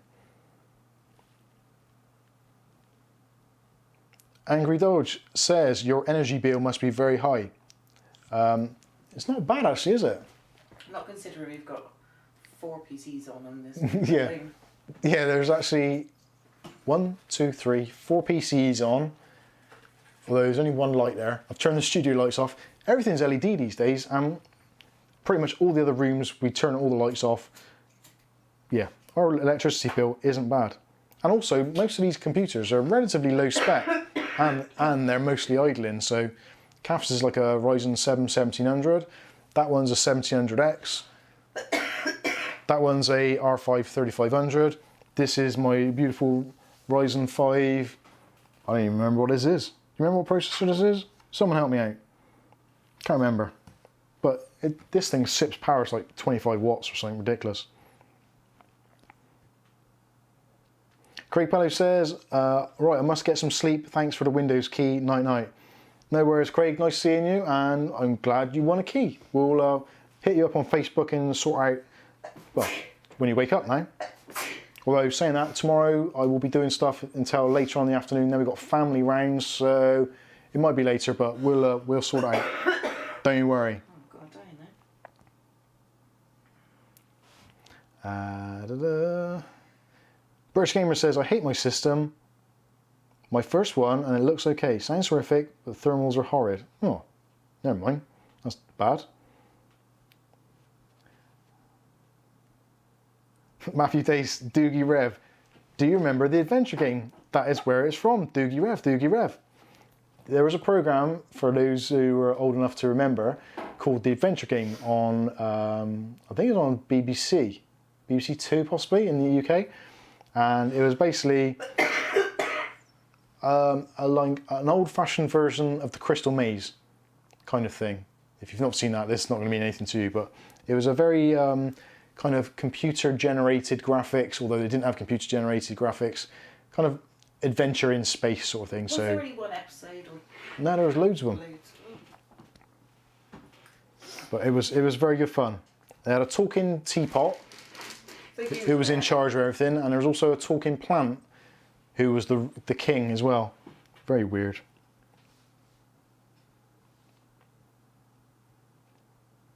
Rodrigo says, actually, you can all answer this because you're all part of this community and you should all take part. Rodrigo says, which CPU and motherboard combo would you recommend for me, which could last 5 years plus? I rarely do gaming, maybe some Rust, CSGO and a bit of PUBG Lite. I do more internet browsing. So that is a 5 year plus, potentially, could be pretty much anything. If you think, well, yeah, that's a difficult one. It depends on your budget, really, and what your expectations are in those games that you are playing temporarily or sporadically. Captain Meets Adventure says, if Star Wars was now, Vader would not be able to build the Death Star as we would be trying to pay child support and social services would be called for cutting Luke's hand off. He would. Pixbot says, I see you have an air cooler. Same here. I have a Noctua DH15. I'm very happy. I'm rocking the Arctic Freezer 34 in there. And I do like that. Getting black and white fits in with the build. It looks really good. And it performs actually very good as well.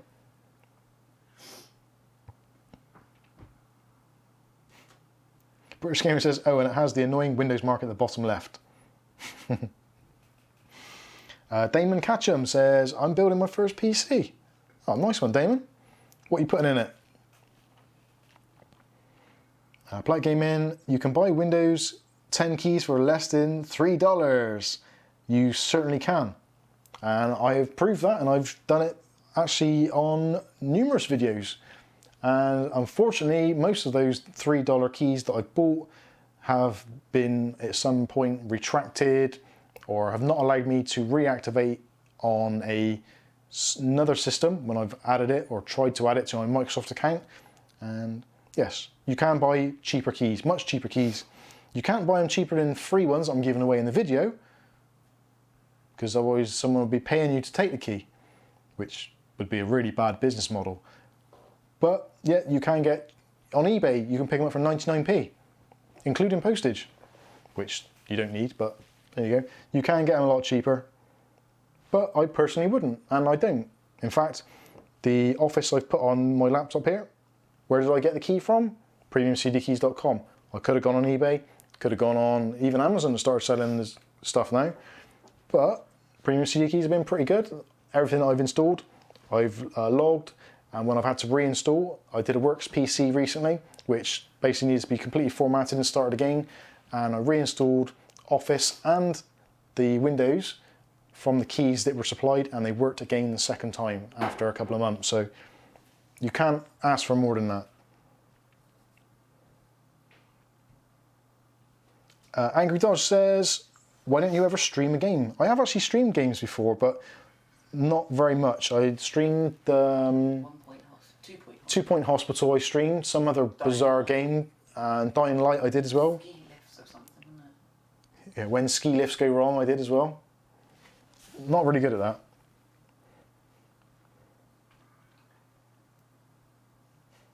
Captain Meets Adventure says, I love the adventure game. So you remember Drogna? Yes, I think I do. And I remember Nightmare. Yeah, Nightmare was the kind of interactive game where they walk around a maze and someone had a mask on or a helmet, and a group of kids used to say to them, take 3 steps forward, 2 steps to the right, and they had to go through certain things or jump over stuff. It was pretty good for its time.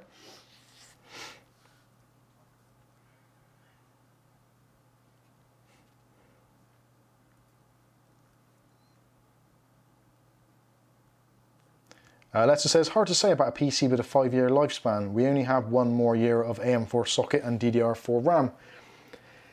Yeah, it depends. As long as the CPU stays usable, like there's still people that on the Discord and in the chat who are still buying Intel 1150, 1151 and even 1155 chips. Hell, even Xeons, and still building systems. Now, some of those chips are kind of 2007, 2008 and still going strong. So it's not unreasonable to expect that kind of lifespan on a PC, but it depends on your expectations.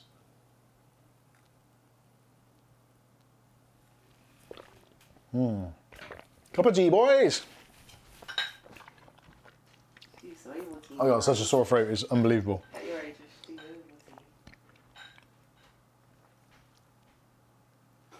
Rayseb says the Arctic Duo is class and fits in a NZXT H510 case nicely. Awesome. British Gamer says, can you repeat the cooler you have, please? The cooler that I've got in there, yeah, Arctic Freezer 34 is Pixelbyte pointed out. It's the Duo, or the eSport, or it's basically the dual fan version. Although saying that, I think the single fan version would be just as good, or just as suitable anyway. Richard says, to Aletta, I'm being stupidly optimistic. Hey, it's that time of year. We should be stupidly optimistic. It's the holiday season. But there's always a chance that AMD may decide to extend the life of AM4, especially if Intel keep dragging their heels on their 20 nanometer stuff. Yeah. Yeah. I don't really see AM5. I think we probably got more than a year. Because the 550 chipset hasn't dropped yet, or the 520 or 530, whatever it's going to be. So realistically, they wouldn't drop a new chipset unless there was at least 2 years lifespan in it. So if we don't get the 550 chipset, which is supposedly supposed to be in first week of February, then yeah, it's going to end prematurely. But so far we haven't even seen any kind of real roadmaps for AM5, at least in sort of promo slides or anything yet. So I don't know. I don't think 2020 is going to see AM5 come out. Maybe 2021, maybe a stretch at 2022. Things are moving at a pace at the moment, so you never can tell. But being that AMD have now basically taken the keys to the prison and run away, there's no real reason for them to push the AM5 socket, or for that matter, DDR5. DDR4 at the moment is at that kind of low, so that normally lasts for about another year before another one comes out. So it's difficult. It could happen. Hopefully we'll stick with AM4 for a little bit longer, especially for those poor bastards who've just bought X570 chip boards. All that money, they are very, very expensive boards for what they are, and for them to be kind of out of date next year would be pretty horrific. Angry Doge says you should stream the new Star Wars game. Not a bad idea. Captain Meese Finch says the adventure game is on YouTube. It is. I actually watched that entire thing multiple times, and I think if I remember rightly, it's got celebrities on it, and it was Johnny Ball and can't remember who the other one was.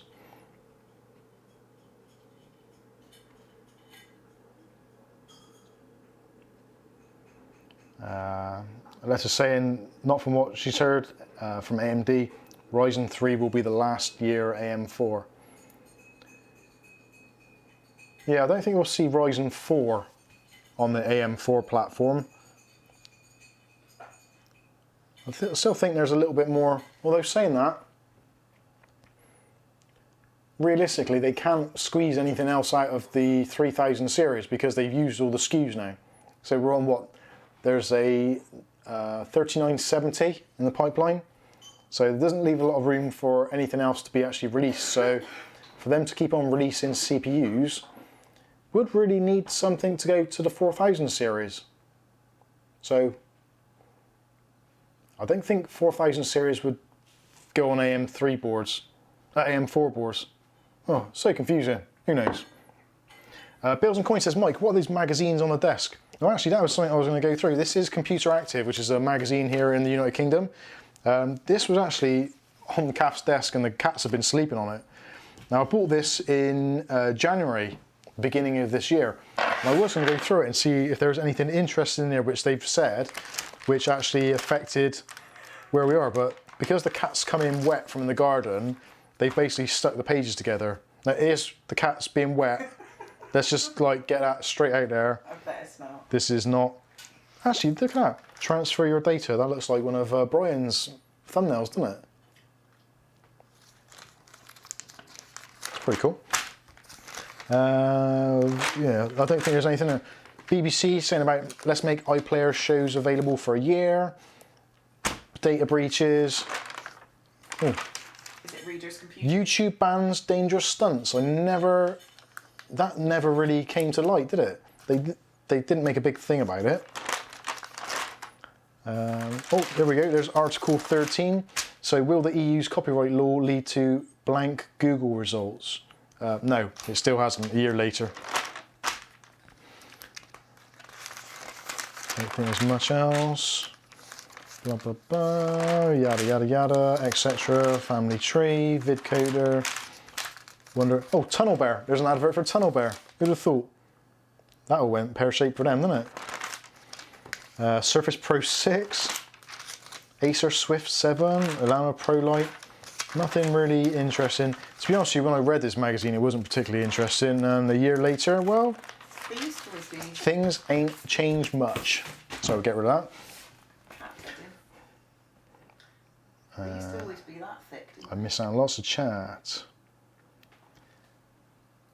No, I'm not. Cats Meets Adventures, Mike, what about a super modern PC build in a Commodore 64 or an Amiga case? I have actually always fancied doing a build in an Xbox, but at the same point, like for those of you out there that have had or own a mini ITX case or chassis or build, you will be completely aware of all the limitations that comes with.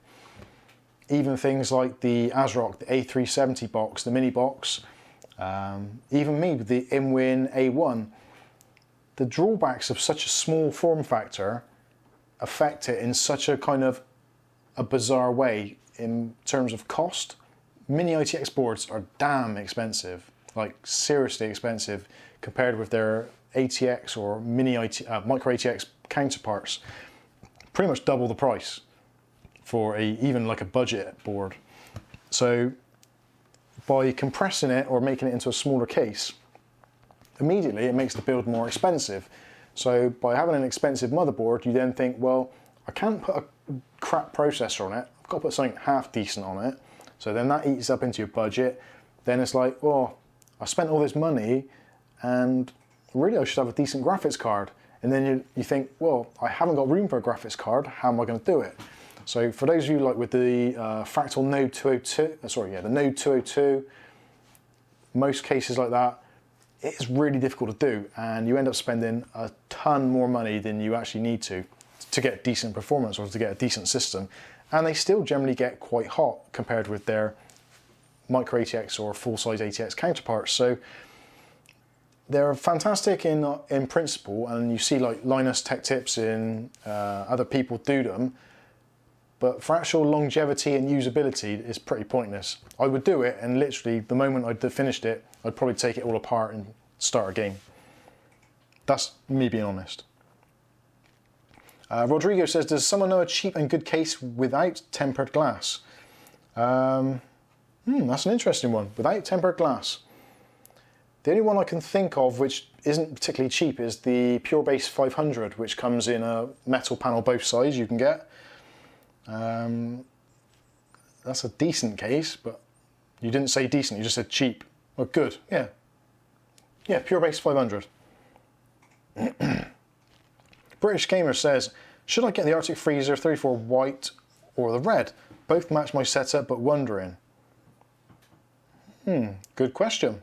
I would say the only problem with Arctic coolers, which I have noticed, is whatever plastics they're using for the white sections of their fans, it seems to yellow quite quickly.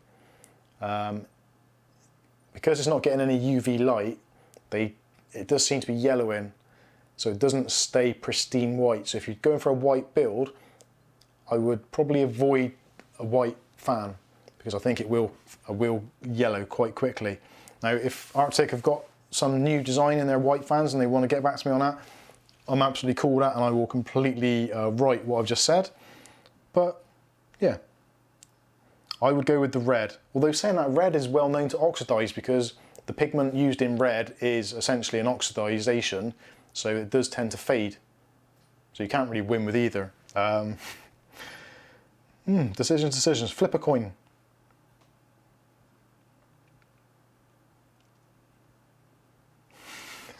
Captain Meets Adventures. Mike, thoughts about comparing the nativity to this year's election? Child poverty, homeless, no hospitals to have a baby in, and the evil tyrant in charge. There's some pretty good similarities there. Actually, that's a good point. Who said there? Ray Sebs? I think it was. I'm getting way behind on this. Yeah, about using white because it reflects the RGB. That's always a good idea. Captain Meets says, I think the magazine is readers' computers. It's PC porn. There goes my Copa rating.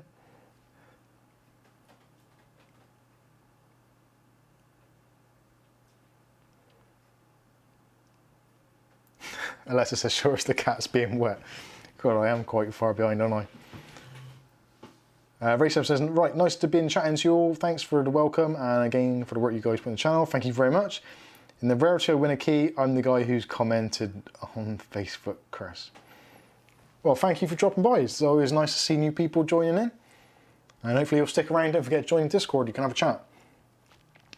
Tino Bernal says, greetings from the Canary Islands in Spain. Hopefully the weather is nice there. It's horrendous here.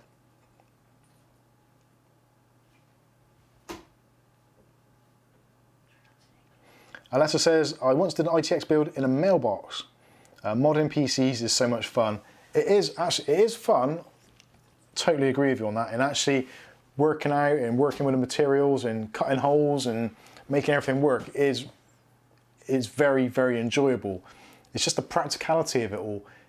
It's so much easier just to grab a case off the shelf and put stuff in it. Modding takes a lot of time and takes a lot of looking after, both of which I haven't got a lot of time for. I wish I did have more time to do it. British Gamer says, this might be the longest I've spent in a stream. Well, it isn't for me. I think I did a 4.5 hour one once. That was a bit of a stupid idea. It was fun though. Not for everyone else. Not for everyone else, but it was for me, yeah. Angry Doge says, I wish I lived in Linus's neighbourhood when he gave away tech stuff for Halloween. Wow, that's pretty awesome. Letta says, she's built over 130 PCs and I do custom loops because it's an art. It is actually, yeah, that is a very big difference between, if you're building a PC for art, then custom water cooling, custom casings, spray jobs, all that kind of stuff,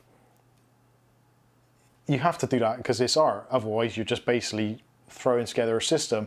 Yeah, you can have a little bit of flair to it. You can do some cable modifications and stuff. You can add your little touches to it. But essentially, anyone can produce that. But when you actually go to the next level, custom loops, spray jobs, cutting holes, all that kind of stuff, it's worth doing. And it does make a big difference. British Gamer says, I'm out, have a good night. He's tapped out. Double tap, he's out. Thanks for joining us. Yeah, thanks for joining us, I should have said. Kath just reminded me that I'm just ignorant and stuff. Bliss. Captain Meets Adventures. Mike, what is the best tech product you have bought? Bloody hell. Captain Meets, the best product has to be the Wi-Fi router. Actually, do you know what? That is one of the unsung heroes, I think, actually, of the last probably year. I think that we've had it. We had it for about a year now. Yeah, probably about a year. The Tenda mesh system, the MW3, for £60. Yes. Now that I think about it, is probably the best tech product I've bought ever. Funny. Period. You're not a tech product. You are a product of your mother and father. You're not a product of technology. I think. You haven't got any robotics. Yeah, you can do robotics. Anyway, moving on. So the Tenda MW3 Wi-Fi mesh system is brilliant. And actually, I haven't had, touch wood, haven't had any problems with the Wi-Fi in the house. Connectivity has generally been fantastic. The problems that I used to have with this machine here, when I was using my Surface Pro, with the Wi-Fi dropping out or being rubbish, actually, let's have a look at the Wi-Fi. Currently connected and full strength, 4 bars. So it wasn't the system, it was the Surface Pro, as I kind of thought it was anyway. But yeah, the Tenda Wi-Fi has actually made life a lot easier. We don't get dropouts. Everything's on the same Wi-Fi group. It works from the front to the back of the house. And You can walk through and yeah, it stays. the phone is a really good thing because iPhones are notorious for not letting go of Wi-Fi signals until they really have to. So again, I haven't found a place in the house yet, or the garden or the front, where I haven't had a signal. I haven't had to log out and log into another one. It's been absolutely brilliant. So yeah, actually I think I would go with the Tenda MW3 as being the best value for money and the best product, definitely.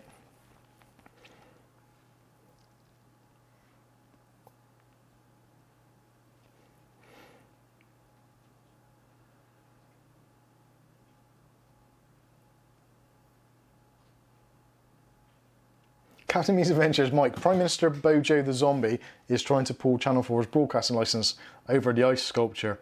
What would you replace Bojo the Zombie with? I would replace Bojo the Zombie with probably President Trump, which is probably a very unpopular view. But I think there'll be a lot of Americans who deep down, over the Trump terms that he's been in, I don't think the country has suffered. People's pride or their will may have suffered slightly because they haven't got who they wanted in power, but jobs have gone up, the dollar has remained very strong, they've not gone and fought any unnecessary wars. If anything, Trump's actually pulled troops out of areas, possibly wrongfully, probably not such a great idea in some of the times he's done it, but he seems to be doing a pretty good job. Now, I don't live in America, so I don't see all what goes on there, but from what we hear on the TV, from our mainly kind of left-wing biased news reporters, Trump being on the kind of more right side of it isn't actually getting that bad a press over here. So, I don't know. I would probably put Trump in power. Richard says, Mike, that Carlsberg looks very brown and it's in a cup. It is very brown. Oh shit, it's hot as well. Replaying a bit more. That is damn warm. Boots here says, I just pointed my thermal gun at your coffee mug and it says it's freezing. It's not, it's bloody hot. And it's tea. I've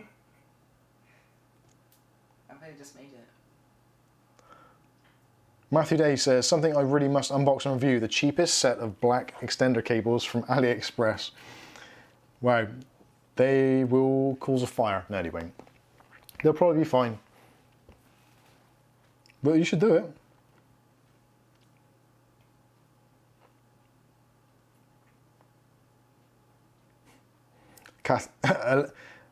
Dear. Aletta says, Pixel White true, but a mountain climber doesn't have to climb mountains, they just want to. Good point. Captain Me's Adventure says, yeah, my Google Wi-Fi is amazing. The Wi-Fi router you normally get are always rubbish. Angry Dodge says, how many keys do you have, Mike? That's a bloody hint, isn't it? Right, let's do another draw then. Let's give away another key. Everyone entered. Has everybody entered who needs to be entered? That sounded inappropriate.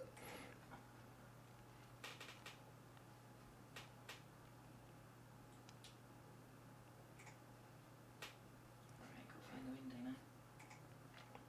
now. Captain Me's Adventure says, Mike, that's jumped, I can't see where it says now. Oh, yeah. Mike, shall we call you Stormy Daniels for your love for the Donald? Stormy Daniels. Stormy Daniels, she's a porn star that allegedly was with Trump. Sorry for those of you at home. That means, well, you know what that means. Ready? Yeah, is everyone entered? Come on, get on with it. Angry Dog says, do you not know the meme? I don't know memes. I'm a boomer. What's a meme? Right, we ready? Right, we ready? Yeah. Drum roll. Drum roll. And the next winner is slowly coming up. What does that say? The screen went dim. Dan Zahir.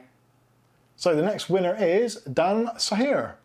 So Dan, if you're in here, which I don't think you are, maybe you are, maybe you're a lurker. You lurking? Stand up and speak. Alexa says Trump for Overlord. Yeah, let's get this going. So the next winner of a Windows 10 retail home or pro OEM, no not OEM, retail key. Well, you can choose whatever key you want, you can have. So it's Windows 10, home or pro, retail or OEM. You can choose, I don't care. So that is it Dan Zahir? Zahir? Zahar. Dan Zahir. That's how it's spelled. Z-A-H-R. So if you're here and you're under a different name, cool. If you We'll message you on Facebook. yeah, we'll message you on Facebook and we'll sort it all out. Oh, bills and coins. Dan Zahir is me, and you say Zar like Tsar. That's how you say Tsar, isn't it? Or the Tsar? I don't know. To Zahar. Angry Doge says, what's OEM? That stands for Original Equipment Manufacturer, which is what you normally get the cheapy licenses, which you get with a PC, with the little OEM sticker. A retail license normally travels with you, so as long as it's on one PC, you can keep it and take it to another PC and another PC and another PC if you rebuild. OEM is for the hardware as it is originally built, and pretty much that is it. So I think that pretty much wraps up tonight's stream. We've given away, how many keys have we given away? 3? 3. 3? Should we do one more? Should we do one more? Let's do one more quick one for those that have stayed to the end. So we'll do another quick key. So, Kath, That sounds wrong, another quickie. let's have a quickie. Right, okay. Hit it. Drum roll. I can't be bothered, I've got a sore throat. Du-du-du-du. That sounds like Knight Rider. 80s kid. So the next winner is Rodriguez. Sorry, Rodrigo. My bad. Rodrigo. What's this? Rodrigo, if you're still here. Oh, you went, didn't you? Did you go? I don't know. Maybe you're still lurking. But another winner is Rodrigo. So we will contact you. Angry. Hey, Rodrigo's there. He is in the chat. Or it's just someone else who's just made up the name Rodrigo. But you are a winner. So 4 winners tonight. I think that'll do for giveaway keys. And we will, yeah, that is pretty much it. So all that leaves me to say is thank you all so much for joining us tonight on this rambling mess of, well, this rambling cacophony of conversation. If you're not sure what that means, look it up, because I don't know either. Maybe you can post it in the description below and let me know. But for those of you that have joined us, thank you all for tuning in, and hopefully you're all having a good Thanksgiving or holiday season wherever you are.